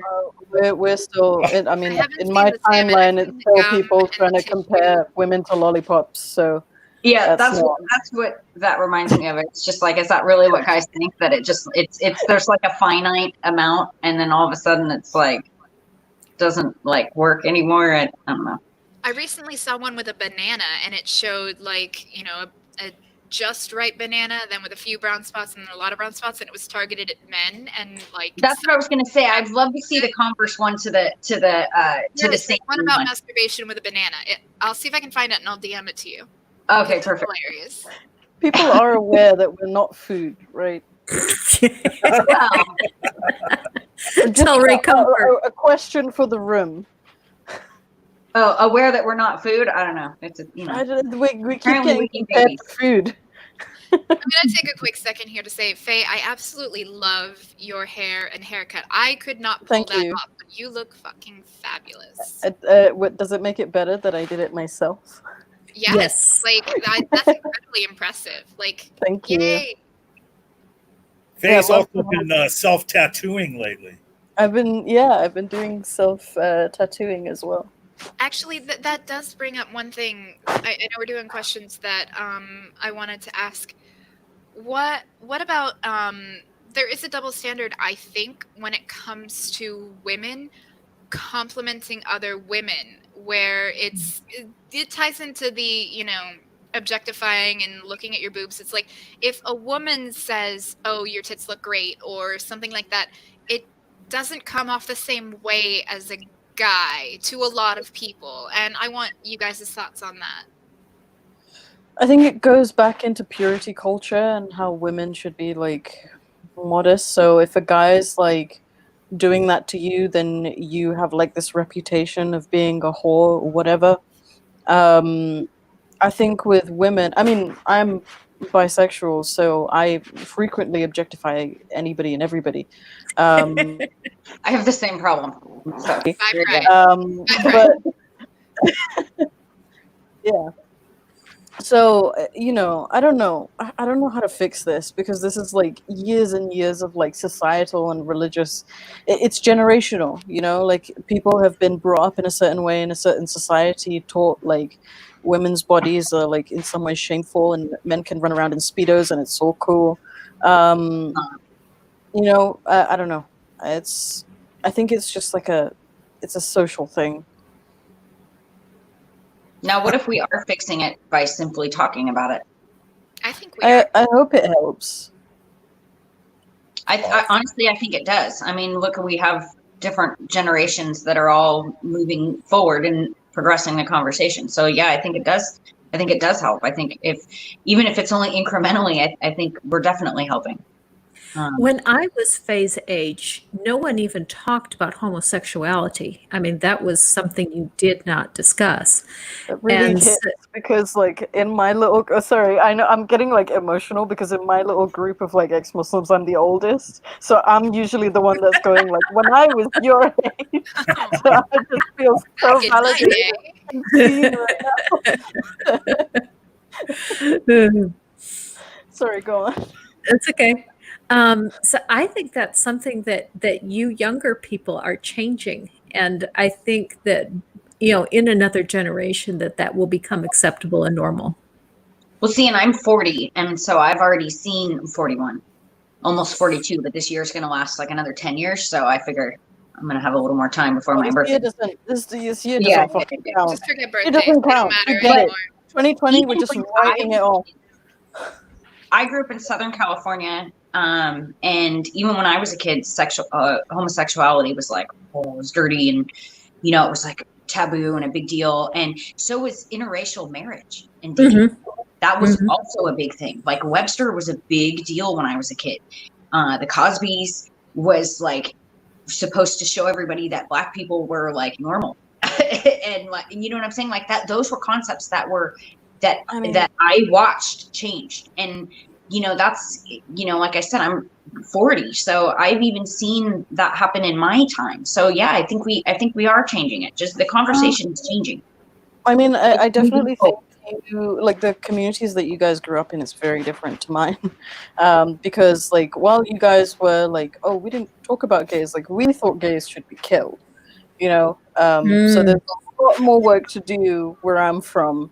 I think it was just spooky for me, but it wasn't. Yeah, it wasn't like that extreme. It wasn't that extreme. But the fact that we're all able to connect now, and we're all able to, like, for me to meet people like you, Faye, and hear your experiences, that is already changing my own perception, and my own perspective, and the way that I deal with other people in the world. The same way as when I watched the presentations at the first FFRF convention, I was blown away by there was an Indian speaker who was, I believe he was homosexual, and he's talking about people came in and attacked them with machetes.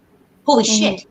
I was like, here I am whining that I had to be baptized and go to church twice a year. And so no, I think the fact that we're all able to connect, even if we're stuck at home, has already advanced the conversation. So I think we are actively changing the culture as we speak. It just maybe not seem like it because we're right in it at the moment. But I mean, Granny would be able to see farther and see the progression from your point of view. Oh yeah. I do want to say though that even if this makes no difference, there's very few ways that are better ways to spend my time. Like I've had a really good time. Hey, hit me up if you ever want to chat, Faye. Like, I mean, I have being a stay-at-home mom, so I have plenty of free time where we can chit-chat while I'm doing stuff around the house. I will keep you company. And I believe, Kitty, you're in our Discord, aren't you? Yes, I believe so. Yep, the Apostle on Discord. So, are there any more questions? Oh yeah, there is. This question here I was going to read out, and because we had, as always on the Rage, we always get one or two Christian trolls in the live chat. But this person, Splitter Trace, had asked, how come these ladies don't talk about Judaism or the Bolshevik Revolution or Holodomor, which I don't even know what that is. Because it wouldn't offend you. I'm just going to answer that myself. It's because we did. It would not offend you if we did. This is why we're doing this. We had 4 ex-Christians and an ex-Muslim, so that's probably why they didn't talk about Judaism and other stuff like that. Sense, also, Christianity is absolutely ridiculous. Like, okay, can I just go off on Christianity for a second? Go ahead. You guys believe that God had a son and he put him on a cross to alleviate everybody's fucking sin. How does that make any sense? Okay? It absolutely doesn't. It's nonsensical. And then you eat his flesh and you drink his blood. Like, it's even worse than how you describe it. Okay, it's that God made a son, which was him, and then sacrificed himself because God impregnated a virgin. Put her through fucking hell. And then I've seen your priests drown babies. Like, what the fuck, guys? I mean, I'm just gonna say, Mary getting pregnant out of wedlock, saying it was divine intervention, starting a whole religion, fucking saved her ass from stoning, but that shit's only gonna work once. Yeah. She had to watch her son die. He went through so much.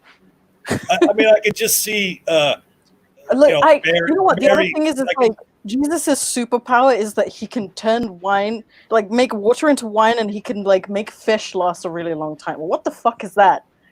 Oh, he I also mean, Moses healed could the part blind. the imagine- sea. Can you just Moses imagine could Mary part He telling brought someone Joseph? back from the dead. He Joseph, brought Lazarus back from the dead. Oh, I guess there is that. Joseph notices Mary's pregnant, and I mean, can you just see that conversation? She's like, well, it was God. Yeah, God did it.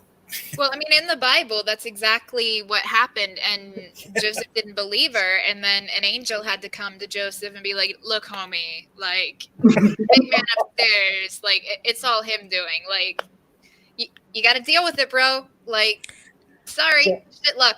If he was angry before, he's definitely angry now.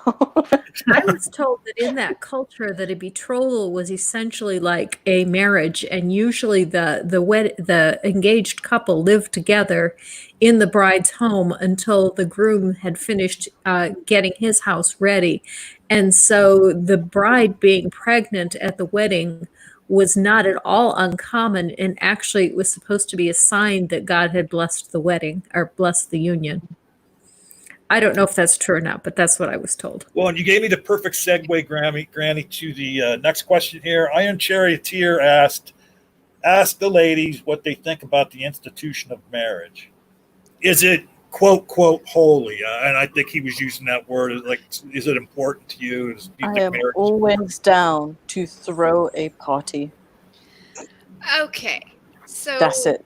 I got married once and never will again. Like, just fuck that noise. Like, honestly, it's a piece of paper that, granted, you know, there's a legal document behind it, so you're tying yourself to somebody, and while in theory that doesn't sound bad and there are tax benefits to it, when it comes down to it, if things in the relationship sour, as they usually do, considering, you know, over half of all marriages end in divorce, like, it is a long and complicated and expensive process to go through breaking everything up, and it's never going to be like fully truly equitable, and it's literally not worth it for a piece of paper and a little bit of a tax credit. Like, to me, like, if you love somebody, you're in a committed relationship with somebody or somebodies, if you're poly, you know, do you, like, enjoy it, love it, you know, but don't worry about attaching a label to it or about getting a piece of paper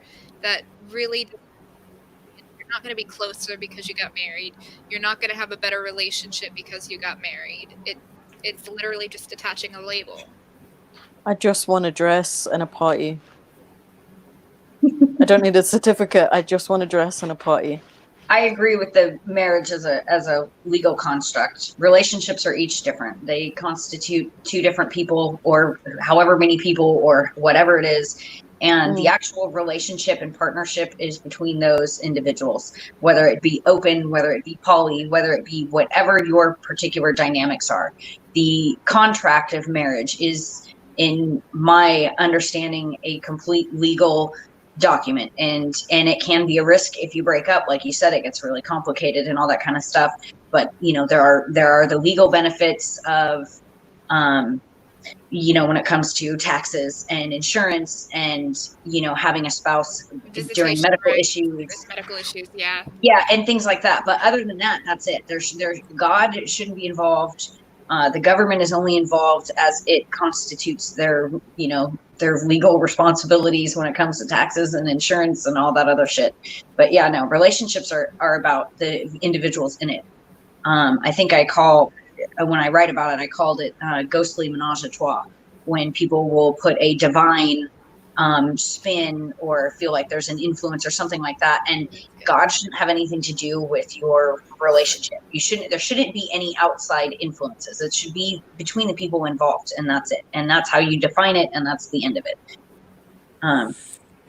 My opinion. Godless Granny, I'm interested to hear what you think about what your opinion of marriage was when you were a Christian for 42 years and what you might think of it now. Yeah, when I was a Christian, I considered it an absolute, what's a good word for it? Must. You know, I considered it absolutely ironclad. that the divorce was absolutely out of the question. It was completely unthinkable because that would displease God, and displeasing God was something I absolutely would not do. And so regardless of how the marriage was, we would stick with it. My views on that obviously have changed, and I no longer think that, it is an absolute that you cannot leave a marriage. But I am married, and I have been married to the same man for 37 years. So I listen to a lot of what people say about relationships, and in some ways I am very inexperienced when it comes to relationships because I've really only had one relationship in my life. And he is the only man that I have ever had sex with. That's crazy. I can't imagine only having had sex with one person, because what if they don't know how to satisfy you and they're not a good learner or don't listen? And that's one of the reasons why I vibrators are start for. listening to the conversations and start wondering, am I missing something? All right, so the channel owner Nakasuchi asks, do you guys ever experience sexual harassment when you're doing live streams? Yeah, of course. I mean, it's not much of a question. I haven't done many, so it hasn't happened to me yet. But when I get around to actually making more content, I have a feeling that it's definitely going to start. Well, you just haven't been on one of Steve McRae's streams yet. John, this is not the time for shade. Yeah, I'm sorry. I'm gonna pay a heavy price for that. But I would never want to be community property. I'll just leave it at that. But something that I found Erin doesn't know. Strange. I don't know if this is. I'm moving this away from the Steve McRae conversation. We're not doing this. No, I know. But what I found to be, I don't know if it's just me or if it's just like a phenomena that extends, is that I have people who like will harass me and then just like disappear. But then I have people who are like obsessed with me. Like obsessed. Like they show up to all of the streams and they just desperately want my attention in some way, shape, or form. And it's super uncomfortable. And I don't know what to do with it. Usually it's just trying my best to ignore them. But yeah, I don't know if that's exclusive to me, but I think that that's worse than sexual harassment, is when people become obsessed. Well, and here's the thing. There's another question here that kind of relates to that. That's for the other three panelists besides Fay, because now I don't know how many of you, I know that Erin said that she pays attention to Fay's timeline and what have you, but I don't know whether the other two of you have. But if you have paid attention to Fay's timeline, you see that she is mercilessly attacked by Muslim men, talking about her looks and talking about her, in a sexual fashion and all that stuff. So Nakasuchi wanted to know, are Christian trolls as sexually reprehensible as some of the Islamic trolls that Fay encounters? Do you ex-Christians experience? I don't get a lot of that kind of stuff at all, really. I mean, I don't even get any like DMs. I've literally had one dick pic in my whole forever, and I had to ask for it. So I don't get that, and I wonder if that's because I already put that out there. So it's like it's no fun to try to sexually harass me because I'm like, bring it, okay, great. But I personally haven't experienced that. I have gotten into some confrontations with atheists that are like, well, you should be ashamed of yourself and you shouldn't do that and you shouldn't do this. And they're like, I got in this long argument with somebody about marriage and how being a dancer was either like cheating or was it like it wasn't a respectable thing to do, and like we went back and forth, and I was like, but you don't understand, this is like free will. It's not like this is what I want to do, this is what I, you know what I'm saying, like this, that may be cool in your relationship. He's like, well, I would never go to a strip club because of my wife, and I'm like, but that's between you and your wife, and that's cool if that's how you feel, but you don't shit on other people because they're comfortable with it. I danced for plenty of married men, and no big deal, and all that stuff. And and he's like, how could that be okay? So that's the only the only stuff I've ever really gotten. But I wonder if maybe I don't get that type of harassment, because I'm already like, why is it your fault if married men want you to dance? Hell, I used to go to the strip club with my partner. And that's what I said. I was like, I danced for lots of couples. One of the dancers was a good friend of ours, and she didn't have a car for a while, so I would go to, when she needed a ride home, I'd go by the club, come in, and I'd come in a couple hours before they closed, sit down, enjoy the show. I got, free drinks, but I only had one since I knew I was going to be driving, enjoyed the show, and then when the club was closing, they would let me go back with the girls because, you get the girls out of the room, get all the guys out of the place, make sure they've left the parking lot, and then the girls are allowed to go outside. They really took taking them, taking care of them. Well, that's the norm. I've never worked at a club where I was allowed to walk out to my car by myself ever. They were great about that. It's not ever.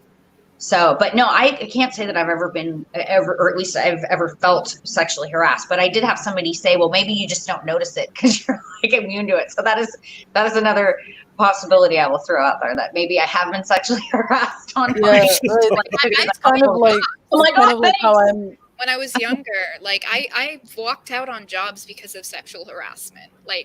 I fucking wore a skirt to work one day, and the fucking manager tried to run his hand up my skirt, and I'm just like, no, I don't need this job. I'm out. Bye. And I worked at an auto parts store, and I would say I was probably sexually harassed there. People treated me like shit.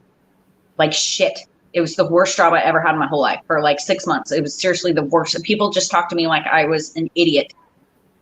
All the time. That's just how it was working as a woman in an auto parts store. It was really the worst thing ever. My phone is thrown out warning.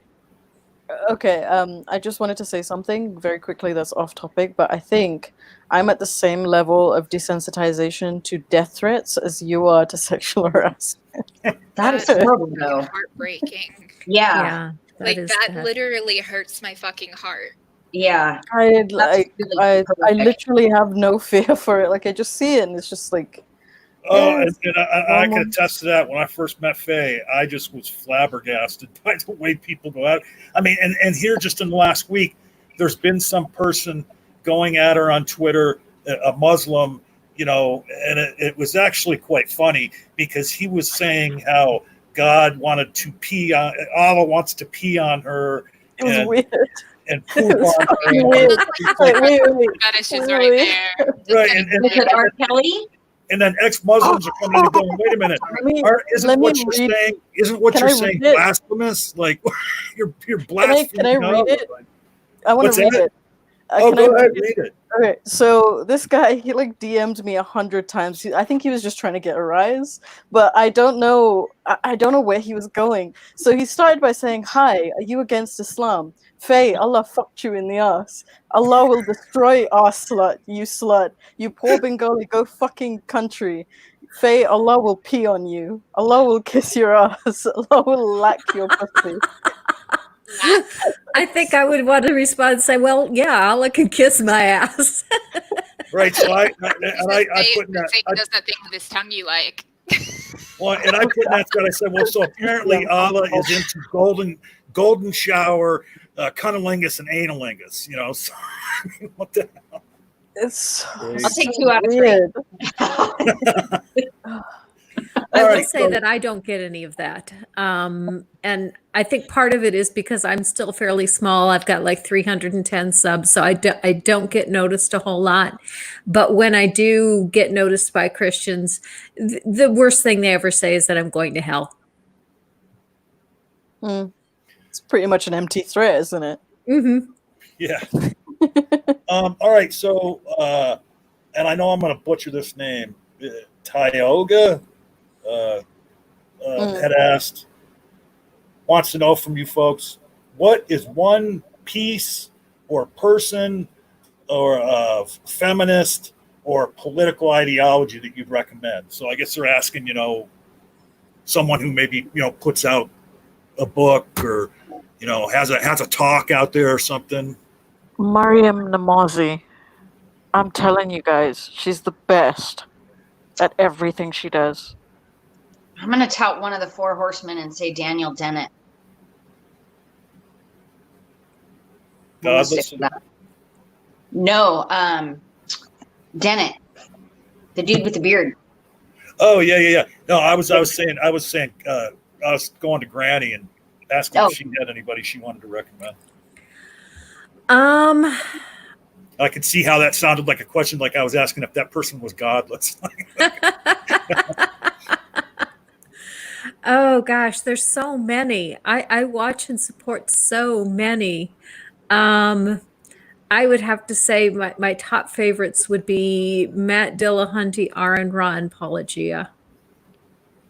Can't go wrong there. Heavy hitters. Kitty, are you still with us? Yeah, sorry, I had to step away for just a moment. What recommendations do you have as far as someone to, go watch or read their books? Or... Seth Andrews is one that I'm a huge fan of, and gods, I love his voice. Like, he's just got one of those voices that just... Also, Godless Engineer, although his content isn't for everybody, like, he's got his particular quirky sense of humor. Not everyone, is for that, and that's okay. We all have different tastes.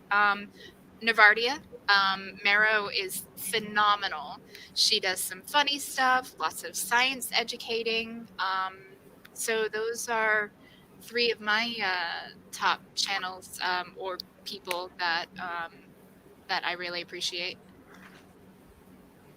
Well, and I'm just going to say that I just a week or so ago subbed to Godless Granny's channel, and I've slowly going through her videos. But what I've seen so far, I would recommend folks go over and watch Godless Granny's content. Oh yes, definitely. Thank you. And then so let's see here. This might be the last one. Well, maybe second to last. Iron Charioteer had asked, have any of you on the panel been activists against other religions? And what aspects of those religions did you disagree with? Another one, like were any of the Christians, you ever speak out against any other religions? And, for Fay, have you ever spoke out about any other religion beside Islam? I mean, every other religion. Here's the thing with me talking about other religions. I don't get how people can believe in them because Islam was always like the one that made sense. So to me, I don't know how to talk about them in a way that just won't make people angry because I don't get them. Like, I just don't understand them. So I'm not an anti-theist. I think that I don't like dogmatism and I don't like religious rules being implemented in politics, but I think that people should be able to entertain whatever delusions they want. That's their right. So no, I don't really talk about other religions because I know jack about them, honestly. Right there. Yeah, I kind of say I definitely say that in a couple of my videos that I feel about the same way about all religions, but Christianity is the one that I know, and so that's the one I address. Well, and here's the thing: there's a lot of people that I've seen a lot of Christians go after atheists, in whatever particular country. Well, how come all you ever do is go after Christians? How come you're only ever, talking about Christianity? Christians well, because that's the main religion in our country. Just like if they would ask Faye, well, why are you going after Islam? That's the religion she came out of. Christians are weird because they love me. They always subscribe to my channel, and then I'll talk shit about Jesus, and then they'll unsubscribe. So I don't know. And they're fine with that because it's a competing religion. For me, I have spoken out against other religions, but I do tend to focus more on Christianity. But there are, as an anti-theist, it's that whole umbrella. So I feel I do speak about even the religions that I wasn't a part of, but not to the same extent, because again, it's, you know, the devil you know, and that's what you're more comfortable speaking on. But I mean, for the most part, when I'm speaking out against religion, I'm speaking out against dogmatic, you know, groupthink, things that aren't necessarily, you know, they're not unique to religion, but they are prevalent in religion. I mean, it's when they start drinking the Kool-Aid kind of thing. I will speak out about that because it's an issue and it leads to some horrible, tragic things. Be it, you know, a mother like praying a sickness away from their kid and watching their kid suffer and die because of faith healing, or in other unexpected ways where you had a 12-year-old girl, I believe it was in Europe, she was 12 years old and her father had died, and her mother, you know, had her so convinced that she would be with her daddy when she got to heaven that she committed suicide so she could be with her dad. Oh, wow. That should never fucking happen, which is why I speak out about these things, not as much online, but, you know, in everyday life. I talk to people, I engage with them, I try to understand their beliefs and not so much change their mind, but present them an alternative where it's like, okay, you believe that, so let's, you know, work it through a little bit. Like, I'm not really skilled in like epistemology, more just having a conversation. It's not about trying to change their mind, but trying to kind of pick apart their beliefs a little bit and getting them to really think about it, like I did with my aunt, where she just, I mean, her brain just broke and then she just like deleted it from her head. So it's kind of a waste of effort, you know. And then I got my parents like in the next room, and my mom's like, "Oh, she's talking about religion," and my dad's like, "Hey, she brought it up. Kitty didn't do it. Like, your sister brought this on herself." So my dad was chuckling. Like, he's a deist. Like, he believes in a God and that he has a personal relationship with that God, but he doesn't believe in any religions. Raised Catholic, but he's just, you know, I know God, I talk to God, all the religions are bullshit. He'll walk into a church, God doesn't live here, kind of thing. And my mom went from Catholic to basically a Baptist type, not quite as extreme as Southern Baptist, but still under the Baptist umbrella. And whenever atheism or religion or even politics comes up, she's just like fingers in the ears, la la la, can't hear you. Which I don't understand. Like, people, like, it seems It's to me that the because people that they're have the shakiest beliefs are the ones that don't want to hear anything opposing because they're afraid that you're going to it's change because their they mind. don't have conviction. I think something that I prided myself on while I was a fundamentalist is that I'll hear everyone out. I'll hear everyone out. My religion, I believe in my religion, therefore I'll hear everybody out. But I think people who don't have true conviction are the only kinds of people who will shut their ears. Makes sense. So we have one last question here, and it's actually a good one to end on because this was so fabulous. I think we're going to do this again, and there's a lot of women in the atheist community that I think people need to hear from. So we'll, you know, put together panels in the future and maybe do this like once a month or something, and hopefully at some time in the future have each one of these fabulous folks back on. But Slade Shamira had asked, what subject would you like to talk about that isn't, you know, like Fay had referred to before, the expected discussion on hijab or other sex-related subjects? Literally everything else. Okay. Literally. For me, it's science denialism, and especially the anti-vax and anti-climate change movements, and also politics, because everything ties back to politics. And one thing I'm so thankful for in this digital age where we can reach out and, you know, communicate with people is here in America. I think one of the reasons why the younger generations are so liberal is because they see that we're kind of getting shafted in the US. Every other developed country has some form of single payer healthcare. It's guaranteed as a right. We're supposed to be the wealthiest, best country in the world, but we don't have that.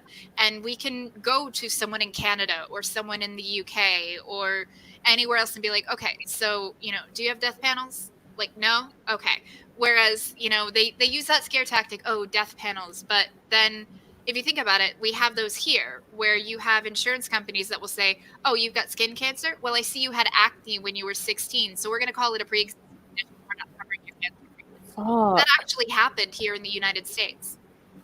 And yeah, you guys have a fucked up country. I mean, there are certain things that should not have a profit motive. And one of the main things is human lives, be it private prisons or, you know, healthcare. I mean, it literally, it's like back when we used to have for-profit fire departments. They would literally let your house burn down if you didn't pay the extortion payment to them. And they'd show up and they'd be there and watch the house burn just in case they went to burn one of the houses where they actually paid. Now, it's not like that anymore. Now, fire departments are publicly funded. No, but that's crazy, though. Like, you guys monetized 2 out of 3 emergency services. I mean, it's pretty gross. Like, the Overton window has shifted so far to the right in this country, and the Democrats are kind of spineless jackasses. You know, no pun intended. Even though the donkey is their mascot. Yeah. Because when the right started shifting away from like Goldwater and Reagan type Republicans, they started going further to the right, further towards fascism and extremism with things like the Tea Party and the Freedom Caucus. And rather than like staying firm where they were, just slightly, you know, left of center, the Democrats ran to the right to try to catch up. And they're like, oh yeah, we'll get conservative voters if we act more conservative. It's like, you're a fucking dumbass. Why would someone vote for Republican light, you know, the Democrat trying to be conservative, when they could just vote for the fucking Republican? I mean, and things are starting to change, you know, and while I don't agree with her on everything, we have Alexandria Ocasio-Cortez, we've got Ilhan Omar and Rashida Tlaib. Like, we're getting not only progressives in places of power, which we need to drag the Democratic Party back to the left, but we're also getting women in places of power, women of color in places of power, which I think is incredibly important. Like, not because, you know, oh, they shouldn't be elected just because of their identity, but they have the right policies and, you know, it's more representation for more people. And even voting in this country is kind of ridiculous when you think about gerrymandering. They will draw districts in weird shapes so that even though you look at the popular vote and it's 50-50, where you would think, oh, 20 seats, 50-50, they each get 10. That's not it. The way they draw the districts, they disperse all of the liberals into heavy conservative districts, limiting their voice, limiting their vote, and then you'll get 18 Republican seats and 2 Democratic seats, even though the popular vote was 50-50. Yeah, and that's something we can definitely do, is have a panel on and let you guys talk about politics. I would love that. I know Nakasuchi's really big into the politics. So now is the time in the show when everybody gets to shill. So we'll start with Erin. Do you have anything coming up you want folks to know about? Or well, actually, on the last question, I'm doing a presentation. Well, no, it ties into that, and I got like 6% left, so I'm about to die. I am doing an online presentation on how to debunk the world later in September. Obviously, you'll see me tweet about it. It's for the Global Center for Religious Research. Jenna Belk is doing it. Erin Louis is doing a presentation also. So one thing that I would like to talk about is like conspiratorial theories. I'm absolutely just immersed in all the conspiracies that are going on right now, be it COVID, be it political, be it all that stuff. So that's something that's really interests me. Obviously, all my books are on Amazon and Audible. And you can get signed copies through my website at erinlouis.com. Don't spell it wrong or you'll get the guy from Stained. Yeah, I think that's about it. And I will get that website in the description too. I forgot about that. Godless Granny, what do you have coming up you want folks to know about? Okay, I do a stream every Tuesday at 7:30 Central Time. This last week we did a stream on the Senate race in Alabama, and it was me and Godless Engineer, because Godless Engineer is here in Alabama. it was one of the best streams I've ever had. He was, very well informed. It was really good. I haven't decided on the topic for the stream coming up on Tuesday. I usually decide sometime over the weekend and then throw up a link and start asking some people into it. So I'm still thinking about what I want to do next Tuesday, but there will be something there. And I also release a video every week. And this week I'm working on part 2 of I'm answering a video by Answers in Genesis, one of their Answers News episodes called Embracing Sin. And last week I put out a 50-minute video and I only got through 12 minutes of their video. Yeah. So this week I'm doing the other half, and I do my first foray into science, which is my weakness, with a little help from Jackson Wheat's book, The Rocks Were There. But Yep. it's a big part of it is on, this one is also on homosexuality. And I do a lot of talking on homosexuality in that one as well. And that one will be released. I've got about another hour work of editing on that one. Then I've got to release it to my patrons. So it'll probably be Saturday morning before it's ready to be released. Faye. I'm gonna have to say bye because my phone is like seriously, it's going Hey, dark. Aaron, thank you so much Yes, for thank doing you. this. Thanks for It was coming. me, guys. With you. Yeah, absolutely. I'm gonna follow both you and subscribe and do all that stuff. But thanks for having me, and I hope you invite me back. Bye. Thanks Bye-bye, for coming Aaron. by. I really like her. Like, I've So seen do her I. on Twitter. She's fabulous. Yeah, I was so scared to meet her. Aw. But I am fucking melting in this heat. It's really warm. Well, it's really warm for me in London. I don't know how the rest of the... I'm in Florida. I live in Satan's taint, so like I can relate. It's too late in the night for me to get started about Florida. But I am fucking melting, and it's really, really late, so I had to turn off my camera because I just keep yawning and I didn't want to look rude. But yeah, subscribe to my channel. I don't always talk about religious stuff. I tend to have a lot of fun. I tend to tell a lot of stories. I don't like focusing on everything on religion, especially in like the middle of COVID when I just want to laugh and just have a good time. I'm more inclined to talk about religion on my Twitter, so if that's more your thing, then follow me on Twitter. But as for what's coming up, I don't really have anything planned. Everything's kind of up in the air because of COVID. So, yeah. Well, I know one thing that Faye's got planned is Sunday morning at 11 a.m. Eastern Time, U.S. Faye will be joining me for another episode of the Apostate Alliance right here on The Rage. This week's guest is going to be Kyle Curtis. We're going to hear all about how Kyle Curtis left Christianity.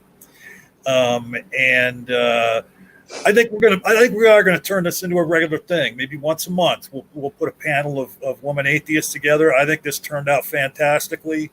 I want to thank everybody for being here. Erin, who had to leave early, and Carrie before her had to leave, both with battery issues, which is I don't know why. I mean, I plug my stuff in every time I'm online. We've been talking for 2.5 hours. Those yeah. No, I know. Devices have had it. Yeah, Carrie was. I think Carrie was out and about too. So yeah, you can't very well keep connected to electricity if you're out and about. Thank you so much, Kitty, for joining us. Godless Granny, my co-host, Fay The Most Gracious. Thank you, Nakasuchi, for letting us do this on your channel. And just remember, be the conversation.